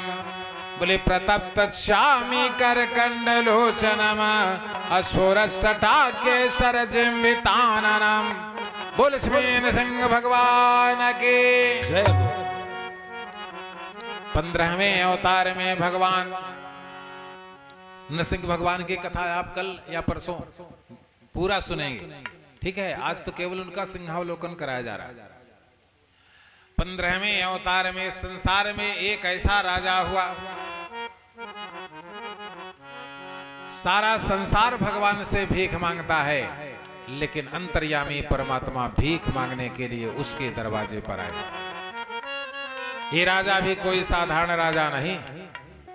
अभी किसी के घर कोई भीख मांगने का भेष बनाकर भगवान ही आ जाए ब्राह्मण के रूप में, अनुभव जी, अब कहते हैं कि भैया है जो हम बगल वाला बनाए है कि हमारे नाम से कह दे, करबे कोई करेगा? अगर कोई साधु संत बता दे भी दे कि ये ब्राह्मण के रूप में भगवान आए हैं, तब न करे। और अगर कर भी दिए तो घरे से भोजन पानी बंद। सुकुल जी, घरे से अगर कई दहन मान के तो घरे में से जो रोटी सब्जी मिले तो नहीं बंद हो जाए, कहीं पगलाई गए भैया नहीं हटाओ ऐसे, ये तो घरे द्वार लिखे थे। लेकिन ये राजा कैसा था जिसने अंतर्यामी परमात्मा को देखकर 14 लोगों को दान करने का मन बना लिया। ये राजा कोई साधारण राजा नहीं था। स्वयंभुव नारद शंभु कुमार कपिलो मुनि प्रहलाद जनक भीष्म बलिं वयास किं वयम् द्वादशैति विजानीतो बोले धर्मम भागवतम भटा। ये हैं महाराज बलि, जिन्होंने आर्यावर्त में 41 लाख वर्षों तक शासन किया। ये ब्राह्मण शासन है। 41 लाख वर्षों तक महाराज बलि ने भारत भूमि के राजा बने रहे। और आप परसों की कथा में सुनेंगे, अंतर्यामी परमात्मा वामन अवतार लेकर के इनके यहां भीख मांगने आए। अब आ गए तो क्या किया पता है? क्या किया? जब बटुक ब्राह्मण ने कहा महाराज आप बड़े दानी हैं इसलिए चले आए हैं, तो कहते क्या हैं सुनिए। उन्होंने कहा यद यद बटो, कहा हे ब्राह्मण कुमार, भो भुवा स्व महाजना तप सत्यम, भूतल अतल बितल सुतल तलातल रसातल से पाताल तक प्रभु सब आपका है। इसमें से जो आपको अच्छा लगे, अथवा जिस अमरावतीपुरी में हम रहते हैं अगर वही आपको अच्छा लगे आप ले जा सकते है। कोई ऐसा? बोले यद यद बटो, आ बोले वांछित तत् प्रतीक्षति, आ बोले त्वामर्थिनम विप्रसुताणु तर्कये। बोले महाराज बताइए जल्दी करिए। अब कहा गाम कांचनद, पूरे आर्यावर्त में जितनी करोड़ गायें हैं सब आपको दान कर रहे हैं। गाम कांचना, सोना चांदी हीरा जवाहरात जितना है सब आपको दे रहे हैं। गाम कांचनद, अब बोले गुणवदम इष्ट धामम, अमरावतीपुरी संकल्प करते हैं देने के लिए। अब अन्नम चतोपेयम अमुत विप्र कन्याम, पूरे आर्यावर्त में जितने ब्राह्मण की कुमारी कन्याएं हैं सब आपको कन्यादान करने के लिए तैयार हैं। ऐसा बलि राजा न भूतो न भविष्यति। मानस में बाबा जी ने लिखा, क्या लिखा? मुलिरंति देव बलि भूप सुजाना, सहत धर्म हित संकट ना।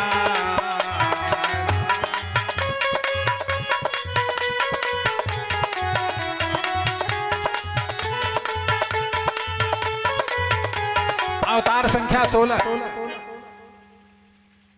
16वें अवतार में ब्राह्मण सम्राट रेणुका पुत्र महाबली परशुराम के रूप में भगवान का 16वां अवतार होता है। क्षत्रियों की संख्या है, महा है, बेड़ है। 3 वंशों से परशुराम की शत्रुता नहीं थी, केवल है वंशी सहस्त्रार्जुन, जिसने इनके पिता का सिर काटा था जमदग्नि का। इनकी माता ने 36 बार अपनी छाती को पीटा था, इसलिए महाबली परशुराम ने 36 बार है वंशी क्षत्रियों का पृथ्वी पर से निपात करने का प्रतिज्ञा कर चुका। लेकिन एक गंभीर समस्या थी कि जब निपात कर देते थे तो नारद आते थे, कहते थे महाराज ये 3-4 मीला बची है। तो परशुराम ने कहा मैं मारता तो एकदम से परसा से बच कैसे जाते? तो नारद ने कहा जानते कैसे बच जाते हैं? कहा कि राक्षसों के घर भी भगवान पैदा होते हैं, और जो भगवान का नाम बराबर ले रहा है उसको आप कैसे मार पाएंगे? अब नारद ने जो बचे खुचे थे उनका भी नंबर लगा दिया। तो 37वीं बार महाबली परशुराम ने राजस्थान के आरावली पर्वत पर अपना आश्रम बनाया और वहां पर 3 वर्ष में एक बहुत बड़े ब्रह्मास्त्र का निर्माण किया। और उस ब्रह्मास्त्र से एक ऐसा बाण छोड़ेंगे कि पृथ्वी पर न ब्राह्मण बचेगा, न क्षत्रिय बचेगा, न वैश्य बचेगा, न शूद्र बचेगा, न तो कोई जीव मात्र बचेगा। ऐसे बाण का निर्माण कर लिए। पृथ्वी थर थर कांपने लगी। पृथ्वी ने कहा, शेषनाग तुम 5 वर्ष के ब्राह्मण कुमार बन जाओ और मैं विधवा ब्राह्मणी बनकर के अरावली पर्वत पर चलती हूं। पृथ्वी ने विधवा ब्राह्मणी का रूप बना लिया और 5 वर्ष के कुमार शेषनाग ब्राह्मण को सायंकाल के समय परशुराम के आश्रम पर जाकर कहा, हे महामहिम, आज रात भर रुकने का हमको और हमारे पुत्र के लिए स्थान दे दीजिए। परशुराम ने कहा, यहां पर किसी स्त्री को रुकने का एक क्षण भी समय नहीं दिया जाएगा। और रुकना क्यों है? प्राण बचाने के लिए ना। कल नहीं बचोगी माता जी, कल नहीं बचना है, इसलिए रात भर के लिए क्यों सुरक्षा खोज रही हो? पृथ्वी रूपी विधवा ब्राह्मणी ने कहा, हे महाराज, कल किसने देखा है? आज रात तक की रक्षा कर दीजिए, कल देखा जाएगा।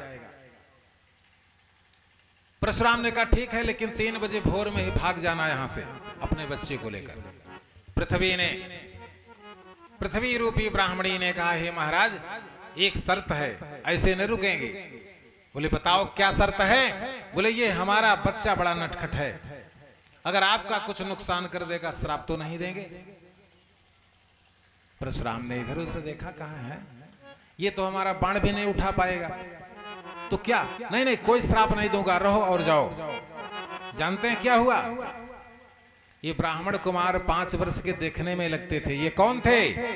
ये शेष सहस्त्र शीस 10 कारण, शेष सहस्त्र शीस 10 कारण, उपजो भूमि हरण भयता।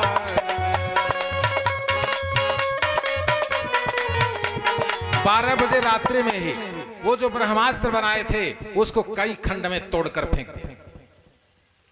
अब 12 बजे रातें निकल के चले गए। अब जब सुबह हुआ, जब परशुराम ने देखा सब धनुष टूटे और सब बाण टूटे, तो अब संकल्प में फंस गए थे कि 5 वर्ष के बालक को तो मैं दंडित कर नहीं सकता हूं, इसलिए कोई बात नहीं। जानते हैं कहां भेंट हो गई? ये कथा ब्रह्मांड पुराण की है। कहां भेंट हो गई परशुराम से? जब लक्ष्मण ने कहा कि बहुधनु ही तोरी लड़काई, बहुधनु ही तोरी लड़काई, कबहु न असर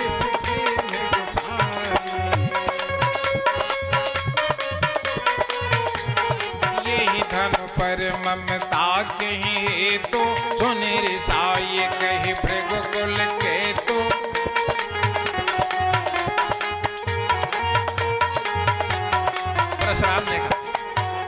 परशुराम ने कहा, शेष मैं तुम्हें जानता हूं, मैंने इसलिए तुमको खोज कर तुम्हारा सिर काट लेता, लेकिन क्यों नहीं काटा जानते हो?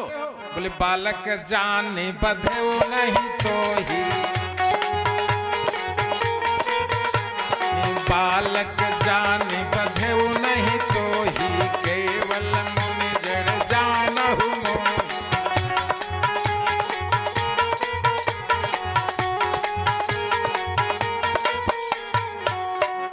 ये 16वां अवतार महाबली परशुराम का। एवं सप्तदशा जाता सत्यवत्या पराशरात्।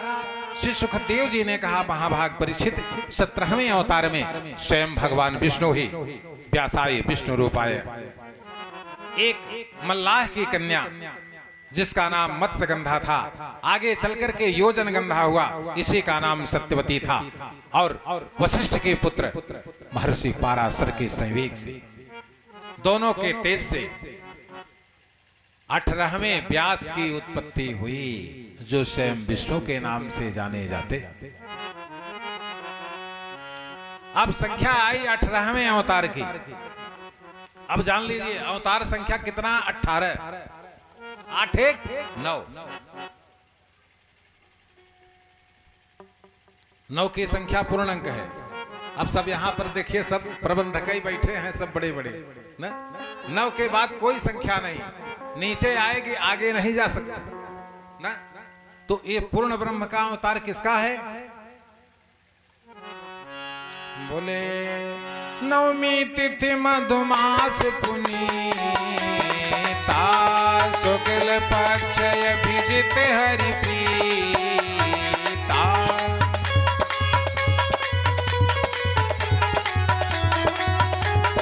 मध्य दिवस यति शीत नघा, पावन काल लोक बिसरा।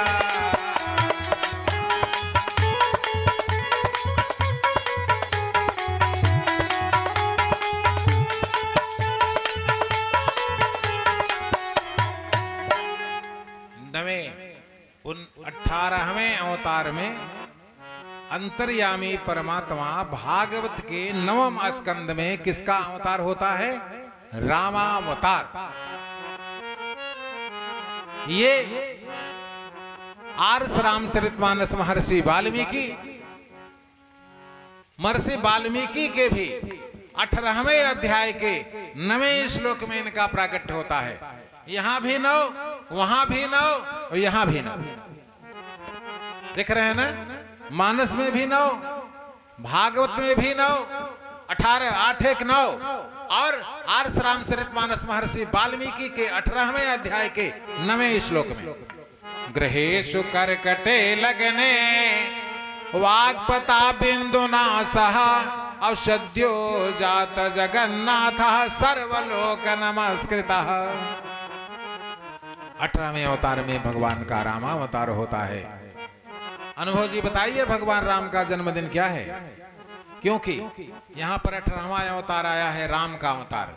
और जान लीजिए संसार में, आइए देखिए हमारे श्री विजय शंकर पांडे जी पूरे सद्भावा और साथ में है?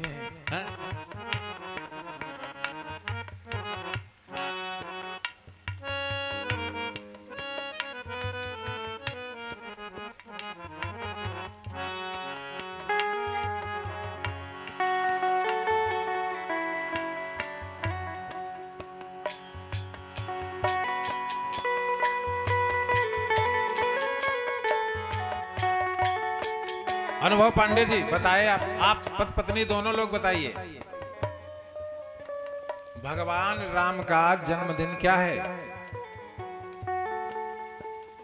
क्योंकि संसार में और किसी देवी देवता को कोई जाने न जाने, लेकिन पूरे 128 राष्ट्रों में ऐसा कोई छोटा भी बालक भी नहीं होगा जो राम को नहीं जानता। राम का जन्मदिन बताइए, राम का जन्मदिन क्या है? गृहेषु कर्कटे लग्ने वाग्पता बिंदुना सह औषध्यो जात जगन्नाथ सर्वलोक नमस्कृतः। नहीं जानते?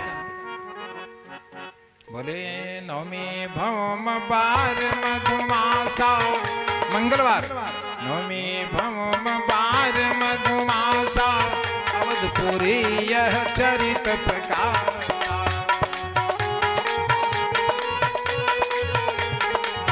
जय दिन राम जन्म श्रुति गावहीं, तीरथ सकल कहाँ चलिया।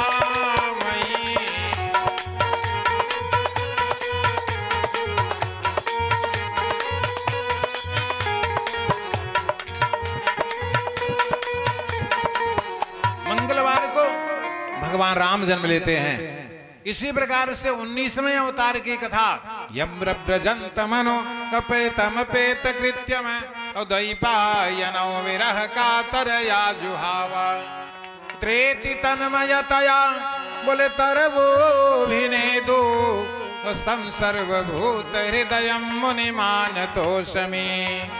19वें अवतार में जिसकी कथा सुनने बैठे हैं कौन प्रकट हुआ?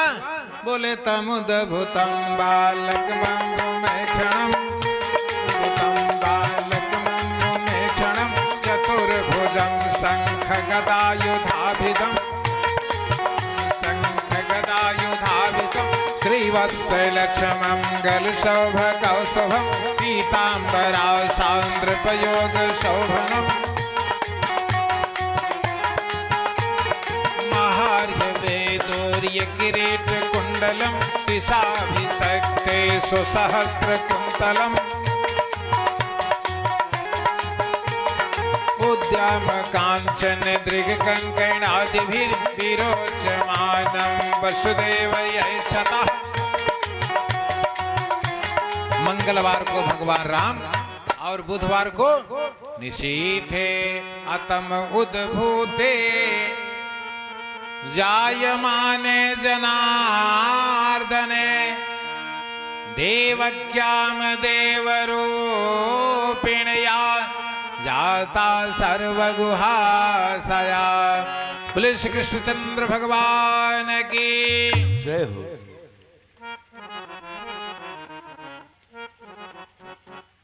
कितने अवतार सुने? 19। 20वें में बलराम, 21वें में हंस, 22वें में हयग्रीव, 23वें में बुद्ध और 24वें में संभलपुर जनपद, जहां का विवाद चल रहा है ना। संभलपुर जनपद में 5 वर्ष की कुमारी कन्या के करतली से 66,622 बार अब तक कलंकी अवतार हो चुका। 66,623वां बार। जितना कलकी का अवतार हुआ उतना ही 66,622 बार राम का, 66,622 बार कृष्ण का अब तक इस आर्यावर्त में अवतार हो चुका। अब तक श्री सुखदेव जी ने परीक्षित को 24 अवतारों की कथा सुना थी। ये 24 अवतार आपके शरीर में देख लीजिए कहां है। भागवत में देखा, मानस में देखा, अपने शरीर में देखे। इस शरीर का निर्माण पूर्ण तत्वों से हुआ है, जिनकी संख्या है 24। पृथ्वी, जल, अग्नि, वायु, आकाश कितने हुए? 5। 5 कर्मेंद्रिय कितने हुए? 10। 5 ज्ञानेंद्रिय कितने हुए? 15। 5 ज्ञानेंद्रिय, 5 कर्मेंद्रिय 10 और 5 तत्व पृथ्वी, जल, वायु, अग्नि, आकाश 15। 5 ज्ञानेंद्रिय, 5 कर्मेंद्रिय और 5 तत्व रूप, रस, गंध, शब्द, स्पर्श कितने हुए? 20। देख रहे हैं ना? पृथ्वी, जल, वायु, अग्नि, आकाश, रूप, रस, गंध, शब्द, स्पर्श कितने हुए? 10। 5 ज्ञानेंद्रिय, 5 कर्मेंद्रिय कितने हुए? 20। मन, चित्त, बुद्धि, अहंकार कितने हुए? 24। इसीलिए गायत्री मंत्र के अक्षरों की संख्या है 24। इसीलिए महारामायण, आर्ष रामचरितमानस महर्षि वाल्मीकि के महाकाव्य के श्लोकों की संख्या है 24,000। ये 24 अवतार अब तक हुए। और अब सुखदेव जी परीक्षित को उनका चरित्र सुना रहे हैं। का परीक्षित, महाभारत के अंत में सारी सेनाएं मार दी गई थी। प्रभास क्षेत्र में दुर्योधन का जंघा भीम के द्वारा तोड़ डाला गया था। इसी समय द्रोणाचार्य के पुत्र अश्वत्थामा ने दुर्योधन से कहा, महाराज मुझे सेनापति पद पर अभिषिक्त कर दीजिए। कल प्रातः काल होते होते 5 पांडवों का सिर आपके हाथ में होगा। दुर्योधन ने अश्वत्थामा का तिलक कर दिया। अश्वत्थामा आधी रात के समय पांडवों के शिविर में पहुंचा। अश्वत्थामा के हाथ में भगवान शंकर के द्वारा दी गई एक दिव्य तलवार थी। शंकर जी ने ये बात भी कही थी कि सबसे पहले अपने पिता के हंता का वध करना, इसके बाद जो तुम्हारी मर्जी वैसा करना। जब तक अश्वत्थामा पांडवों के शिविर में पहुंचता तब तक भगवान कृष्ण ने शिविर के बोर्ड को इधर उधर कर दिए थे। जिसमें पांडव रहते थे उसमें पांडवों के पुत्रों का बोर्ड लगा दिया, और जिसमें पांडव के 5 पुत्र सोए थे उसमें पांडव निवास लगा दिया। ये किसने कर दिया? ये नटवर नटवर नटवर नागर नंदा बजोर मन गोविंदा, नटवर नागर नंदा बजोर मन गोविंदा, नटवर नागर नंदा बजोर मन गोविंदा, नटवर नागर नंदा बजोर मन गोविंदा, श्याम सुंदर मुख चंदा, श्याम सुंदर मुख चंदा बजोर मन गोविंदा, श्याम सुंदर मुख चंदा बजोर मन गोविंदा, गोविंदा गोविंदा गोविंदा गोविंदा गोविंदा गोविंदा, नटवर नागर नंदा आ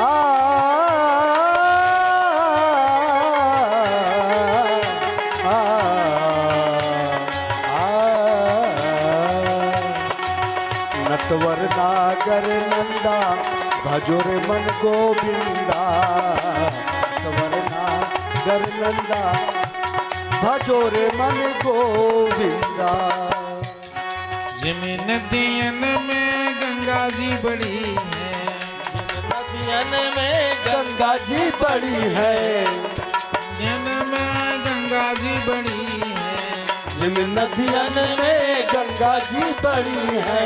अरे तिम तारन बीज चंदा बजोर मन जय हो नटवर नागर नंदा भजोर मन गोविंदा, नटवर नागर नंदा बजोर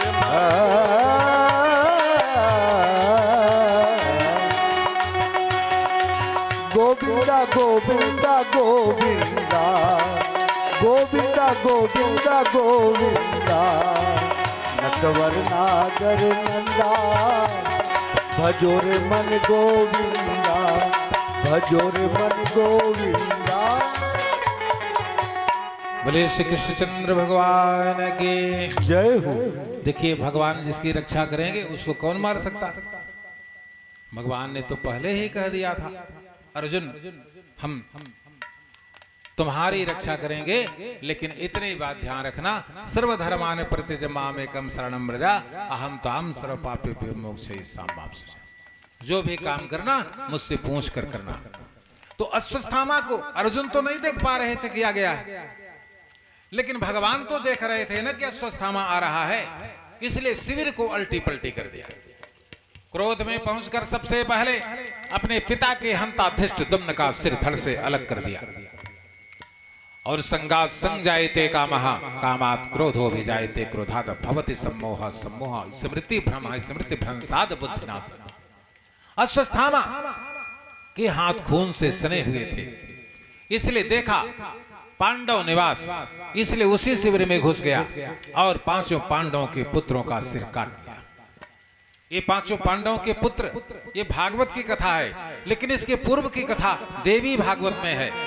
जब हरिश्चंद्र साहिब्या को लेकर जब काशी विश्वनाथ की नगरी को जा रहे थे, केवल 1 घंटे का समय बचा था। अगर 1000 स्वर्ण दक्षिणा नहीं देते तो विश्वामित्र हरिश्चंद्र साहिब्या को जलाकर भस्म कर देते। इतने में पंच लोकपाल प्रकट हुए, बोले विश्वामित्र आप संत नहीं, आप धूर्त हैं।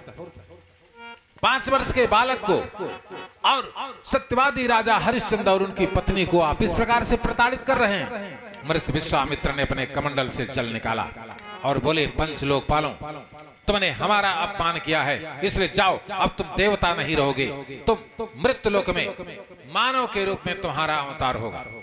तब पंचलोकपाल लगे हाथ जोड़ने, तो विश्वामित्र ने कहा आप तो श्राप दे दिए, अब जाओ, महाभारत काल में अश्वत्थामा के द्वारा तुम्हारी मुक्ति होगी। बोले भक्तवत्सल भगवान की जय हो। तो ये वही पंचलोकपाल है जो पांचों पांडवों के पुत्र रहे। पुत्रों का सिर लेकर के अश्वत्थामा चला, और जब दुर्योधन ने दूर से देखा तो बड़ा प्रसन्न हुआ, लेकिन जब समीप में आ गया तो कहा अरे हत्यारे, तुमने तो संपूर्ण कुरु वंश का विनाश कर दिया, अब बचा ही क्या है। इसी हर समरस में दुर्योधन के प्राण समाप्त हो गए। इधर द्रौपदी ने अपने पुत्रों के मृत्यु का समाचार सुन करके जब रोने लगी तो अर्जुन ने कहा उस नराधम का सिर काट कर जब तक तुम्हारे चरणों में अर्पित नहीं कर देता हूं तब तक चल नहीं पाऊंगा। देखिए क्रोध में लिया गया निर्णय अशुभ और अन्यायपूर्ण भी होता है। अश्वत्थामा अजर अमर है, अर्जुन के मारने से नहीं मरेगा, इसको सोच लेना चाहिए था। अश्वत्थामा बलिर्व्यासो हनुमानस्य विभीषणः कृपा परशुराम सप्तैता सिरजीविना सप्तैतान स्मरेत नित्यम मार्कंडेय थासोन यह पठेत प्रयतो अल्पमृत्युर्विवर्जिता जीवेत वर्ष शतम अपमृत्यु विवर्जिता। भगवान कृष्ण ने अर्जुन को उस्काया और लेकर अश्वत्थामा का वध करने के लिए आगे बढ़ रहे। जब आधे रास्ते में पहुंचे तो भगवान ने एक श्लोक में दो बात कही। बोले हे अर्जुन, ब्राह्मण को दंडित नहीं करना चाहिए। बोले ब्रह्म बंधुर्नहांतव्यम,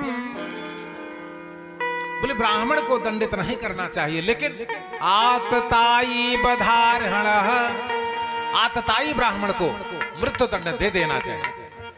एक श्लोक में दो बातें। भगवान कृष्ण ने कहा अश्वत्थामा आतताई, क्या है आतताई? ये स्मृति सूत्र, ये 6 प्रकार के अत्यायी लोग होते हैं। कौन कौन?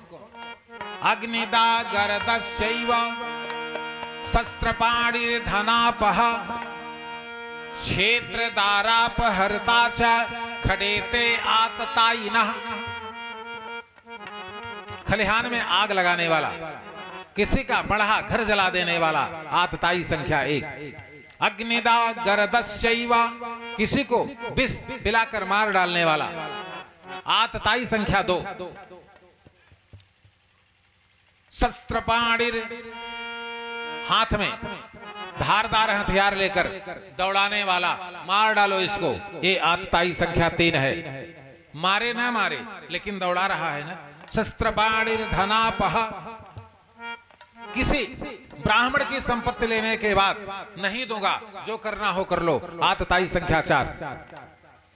अग्निदा गरदश्चैव शस्त्रपाणिर धनापह, क्षेत्र, किसी की जमीन, किसी की खलिहान हड़प लेना, उसमें घर बना लेना ना, ये आतताई संख्या 5। क्षेत्रदारापहर्ता च, किसी की बहू बेटी देखने वाला, उनका भरण करने वाला, आतताई संख्या 6 है। क्षेत्रदारापहर्ता च इखडेते आततायिनः। भगवान कृष्ण ने कहा ये आतताई है इसलिए कि इसने बालकों का वध किया, इसलिए इसको मृत्यु दंड देना आवश्यक। अब गए, अश्वत्थामा को पकड़ लिया, उसके दोनों हाथ और दोनों पैर चारों एक में कस करके उसको घसीटते हुए ले आ रहे। लेकिन सज्जनाओं, जब द्रौपदी ने देखा, किसको? अश्वत्थामा को देखा, द्रौपदी ने अपने आंसुओं को पोंछ लिया। बोले तथारितम अपशुवसचासबद्धम अबोली ममा मुखम कर्म जुगुप्सिताया। जब अश्वत्थामा ने द्रौपदी को देखा, अपना मुंह नीचे कर लिया। तथारितम, जब द्रौपदी ने देखा कि अरे अरे ये तो हमारे गुरुपुत्र हैं और ब्राह्मण भी हैं। बोले तथारितम अपशुवसचासबद्धम अममा मुखम कर्म जुगुप्सिताया। उठ गई द्रौपदी। निरीक्ष कृष्णा प्रकृतम गुरु श्रुतौ। द्रौपदी ने कहा यह काम केवल कृष्ण करा सकते हैं, अर्जुन नहीं कर सकते थे। निरीक्ष कृष्णा प्रकृतं गुरु सुतौ अवाम स्वभावा कृपया ननामसः।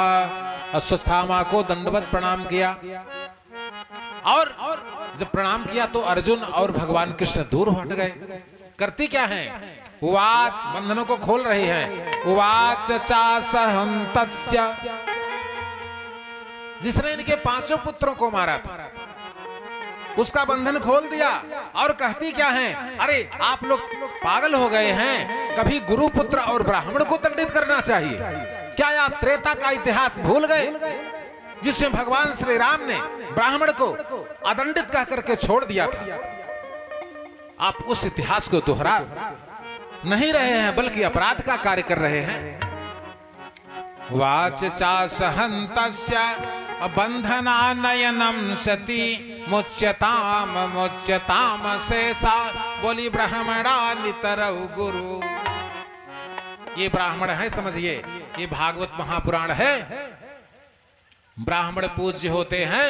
जरा बाबा जी की, गोस्वामी तुलसीदास जी की चौपाई देखिए, एक एक कांड।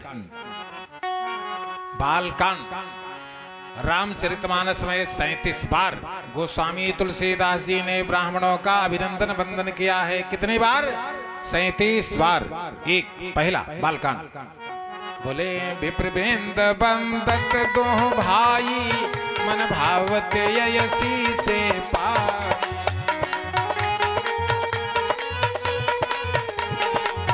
नंबर 2 अयोध्या कांड। बोले विप्र साधु गुरु पूजत राजा करत राम हित मंगल कार्या।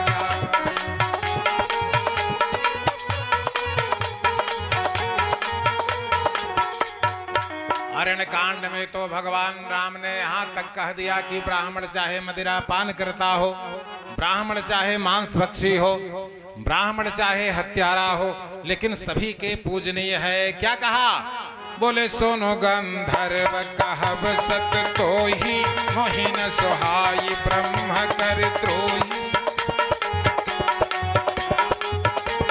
स्थापित ताड़ित कलुषित हंता, स्थापित ताड़ित कलुषित हंता, विप्र पूज्य यस गावहि संता।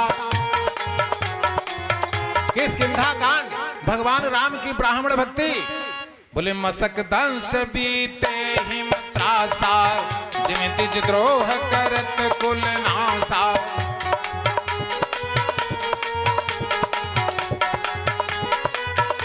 भगवान राम की ब्राह्मण वंदना सुंदर कांड। बोले गोतिज धेनु देव हितकारी, कृपा सिंधु मानुष तन धारी।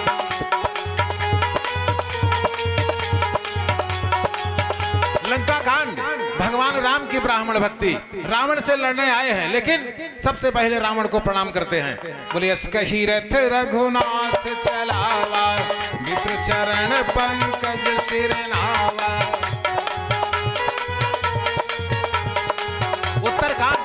भगवान राम की ब्राह्मण भक्ति। भगवान राम कहते हैं कि जो शंकर जी के त्रिशूल से नहीं मरता, जो इंद्र के वज्र से नहीं मरता, जो भगवान विष्णु के सुदर्शन चक्र से नहीं मरता, और जो यमराज के काल दंड से नहीं मरता, वो किससे मरता है? बोले इंद्र को लिस मम शूल विशाला, काल दंड हरि चक्र कराला। जे इन कर प्रधान जी, जे इन कर मारा नहीं मरई, विप्रद्रोह पावक सूजत।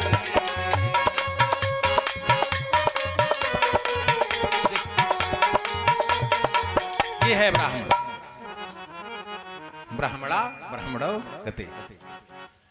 हाँ, द्रौपदी ने छोड़ दिया तो भगवान कृष्ण ने कहा कि ना हमको ही छोड़ेगा ना तुमको ही छोड़ेगा, इसलिए सांप को लाठी मार दीजिए तो फिर खोज के मार दे। एक लोग कहन महाराज सांपे में शंकर जी हैं, तो कहन मानस पढ़े है, कहन हाँ पढ़े है, तो कहन जब घरे में लियाई जाए तो कहबे शंकर जी हैं। नहीं, रिपुरुज पावक पाप प्रभु। रिपु माने शत्रु, रुज माने रोग। अगर छोटा हो तो छोटा मत समझे।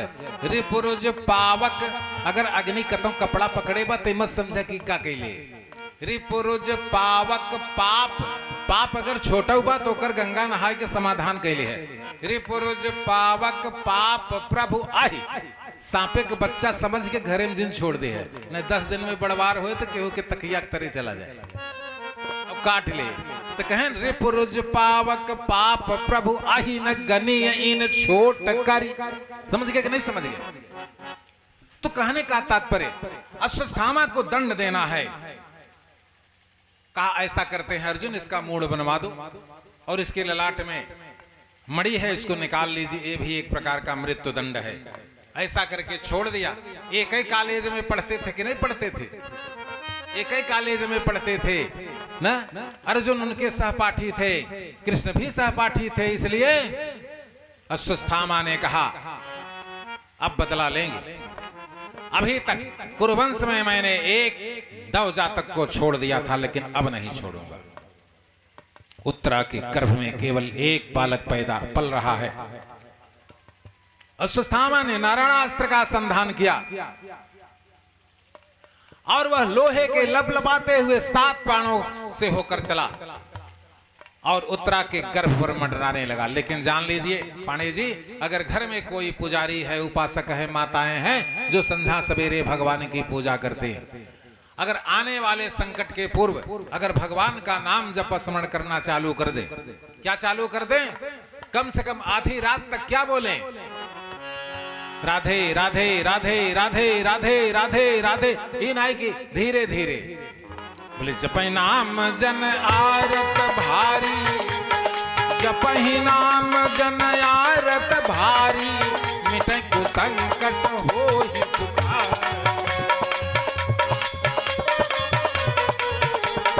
जपते जाइए सूचना हो गई है कि ये संकट आने वाला है आप पूरा जपते रहिए राधे राधे राधे राधे राधे राधे राधे राधे।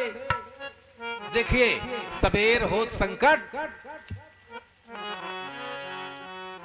कृष्णाय वासुदेवाय देवकी नंदना कुंती ने कहा देवकी नंदनाय च नंद गोप कुमाराय बोली गोविंदाय नमो नमः।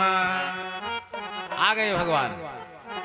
कहा कुंती अब आपको अब नाम जपने की जरूरत नहीं मैं आ गया हूं। परीक्षित तुम मर चुके थे लेकिन अंतर्यामी परमात्मा तुम्हारे शरीर में प्रवेश हो गए इसलिए तुम स्वयं परीक्षित नहीं स्वयं भगवान के अवतार हो। जब तुम्हारा जन्म हुआ ज्योतिषियों ने कहा तच्छकात दंशयो मृत्यु हो राजा तो राम जैसा होगा लेकिन बहुत जल्दी ही तक्षक के काटने से इसकी मृत्यु हो जाएगी।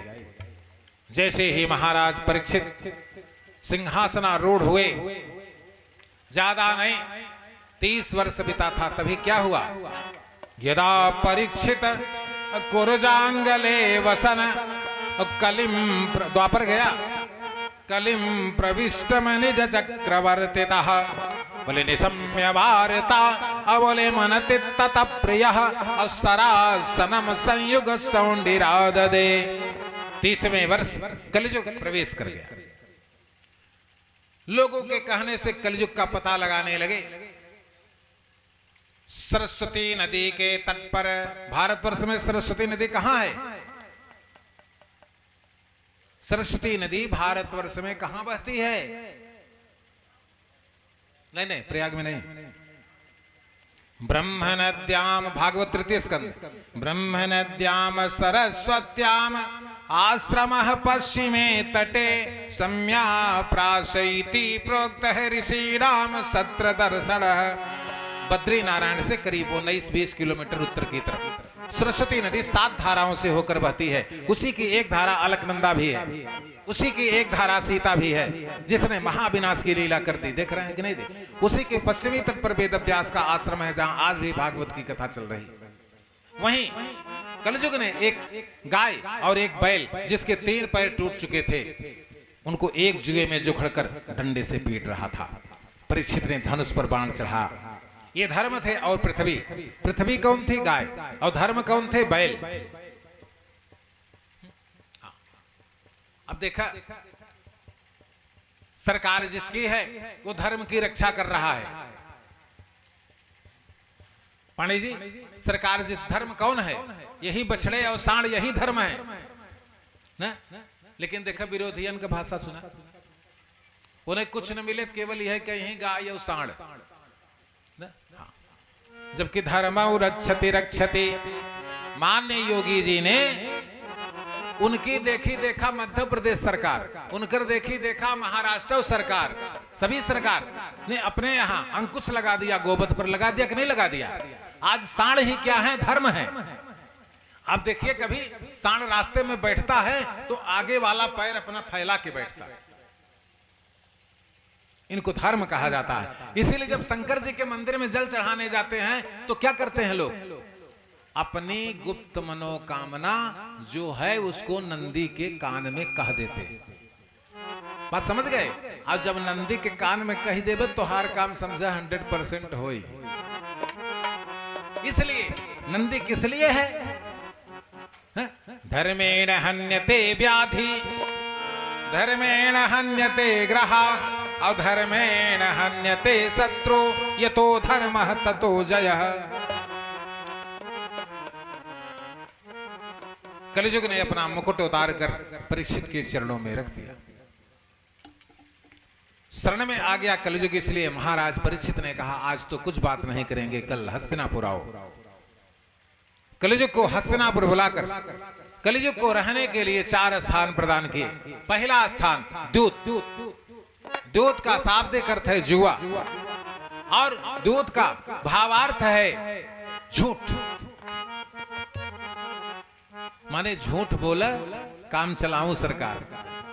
इसे भागवत के 8वें स्कंद में कहा बना, 5 जगह झूठ बोल सकते हैं। कहां कहां? स्त्री सुनम्र विवाहे च, वृत्यर्थे प्राण संकटे, गो ब्राह्मण हितार्थे न अनितम च जुगुप्सितम। स्त्रियों के समाज को प्रसन्न करने के लिए, कन्या पुत्र के विवाह में, रोजी रोटी नौकरी व्यवसाय में, किसी के प्राण संकट रक्षा होने के लिए, और गाय ब्राह्मण और देश की रक्षा के लिए झूठ बोला जा सकता है। पाप नहीं, भागवत 8वें स्कंद। लेकिन अब 24 घंटा बोलेंगे तो फिर कलयुग रहेगा। दूसरा मद्य, मद्य का शाब्दिक अर्थ है मदिरा, और मद्य का भावार्थ है अहंकार।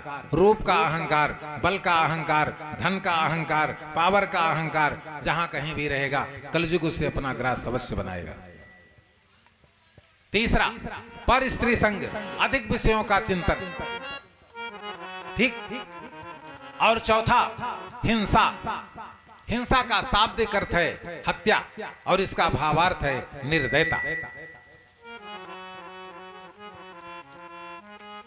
कलयुग ने कहा, महाराज हम 4 भाई हैं, इसलिए 4 अच्छा नहीं है, एक और बढ़ा दीजिए। तो महाराज के मुंह से निकल गया, वही यही सही जो राम रचि राखा, कोकर तरक बढ़ावा शाखा। अब कहना कुछ और चाहते थे, निकल गया कुछ दूसरा। कहें चलो कलयुग तुमको स्वर्ण में रख देते हैं, अन्याय अर्जित स्वर्ण। संभले परीक्षित, कहा अन्याय अर्जित स्वर्ण में तुम्हारा स्थान रहेगा, लेकिन इसमें स्त्रियां नहीं रहेंगी। भागवत महापुराण 1 स्कंद अध्याय 17 और श्लोक संख्या 41। अन्याय अर्जित स्वर्ण हो, पुरुष उससे बचे, लेकिन अन्याय अर्जित स्वर्ण को पति ले आकर के पत्नी को दे दिया है, पत्नी को डरने की आवश्यकता नहीं। यही श्लोक देखिए, तथैतानिन सेवे, इसमें केवल पुरुष है। तथैतानिन सेवेत बभूस कुचित पुरुष, स्त्रियां नहीं है। विशेषतः धर्मशील और राजा लोकपति गुरु, इन लोगों को अन्याय अर्जित स्वर्ण से बचना चाहिए। बोले सो कलिकाल कठिन उर्गारी, सो कलिकाल कठिन पाप परायण सब नर नारी।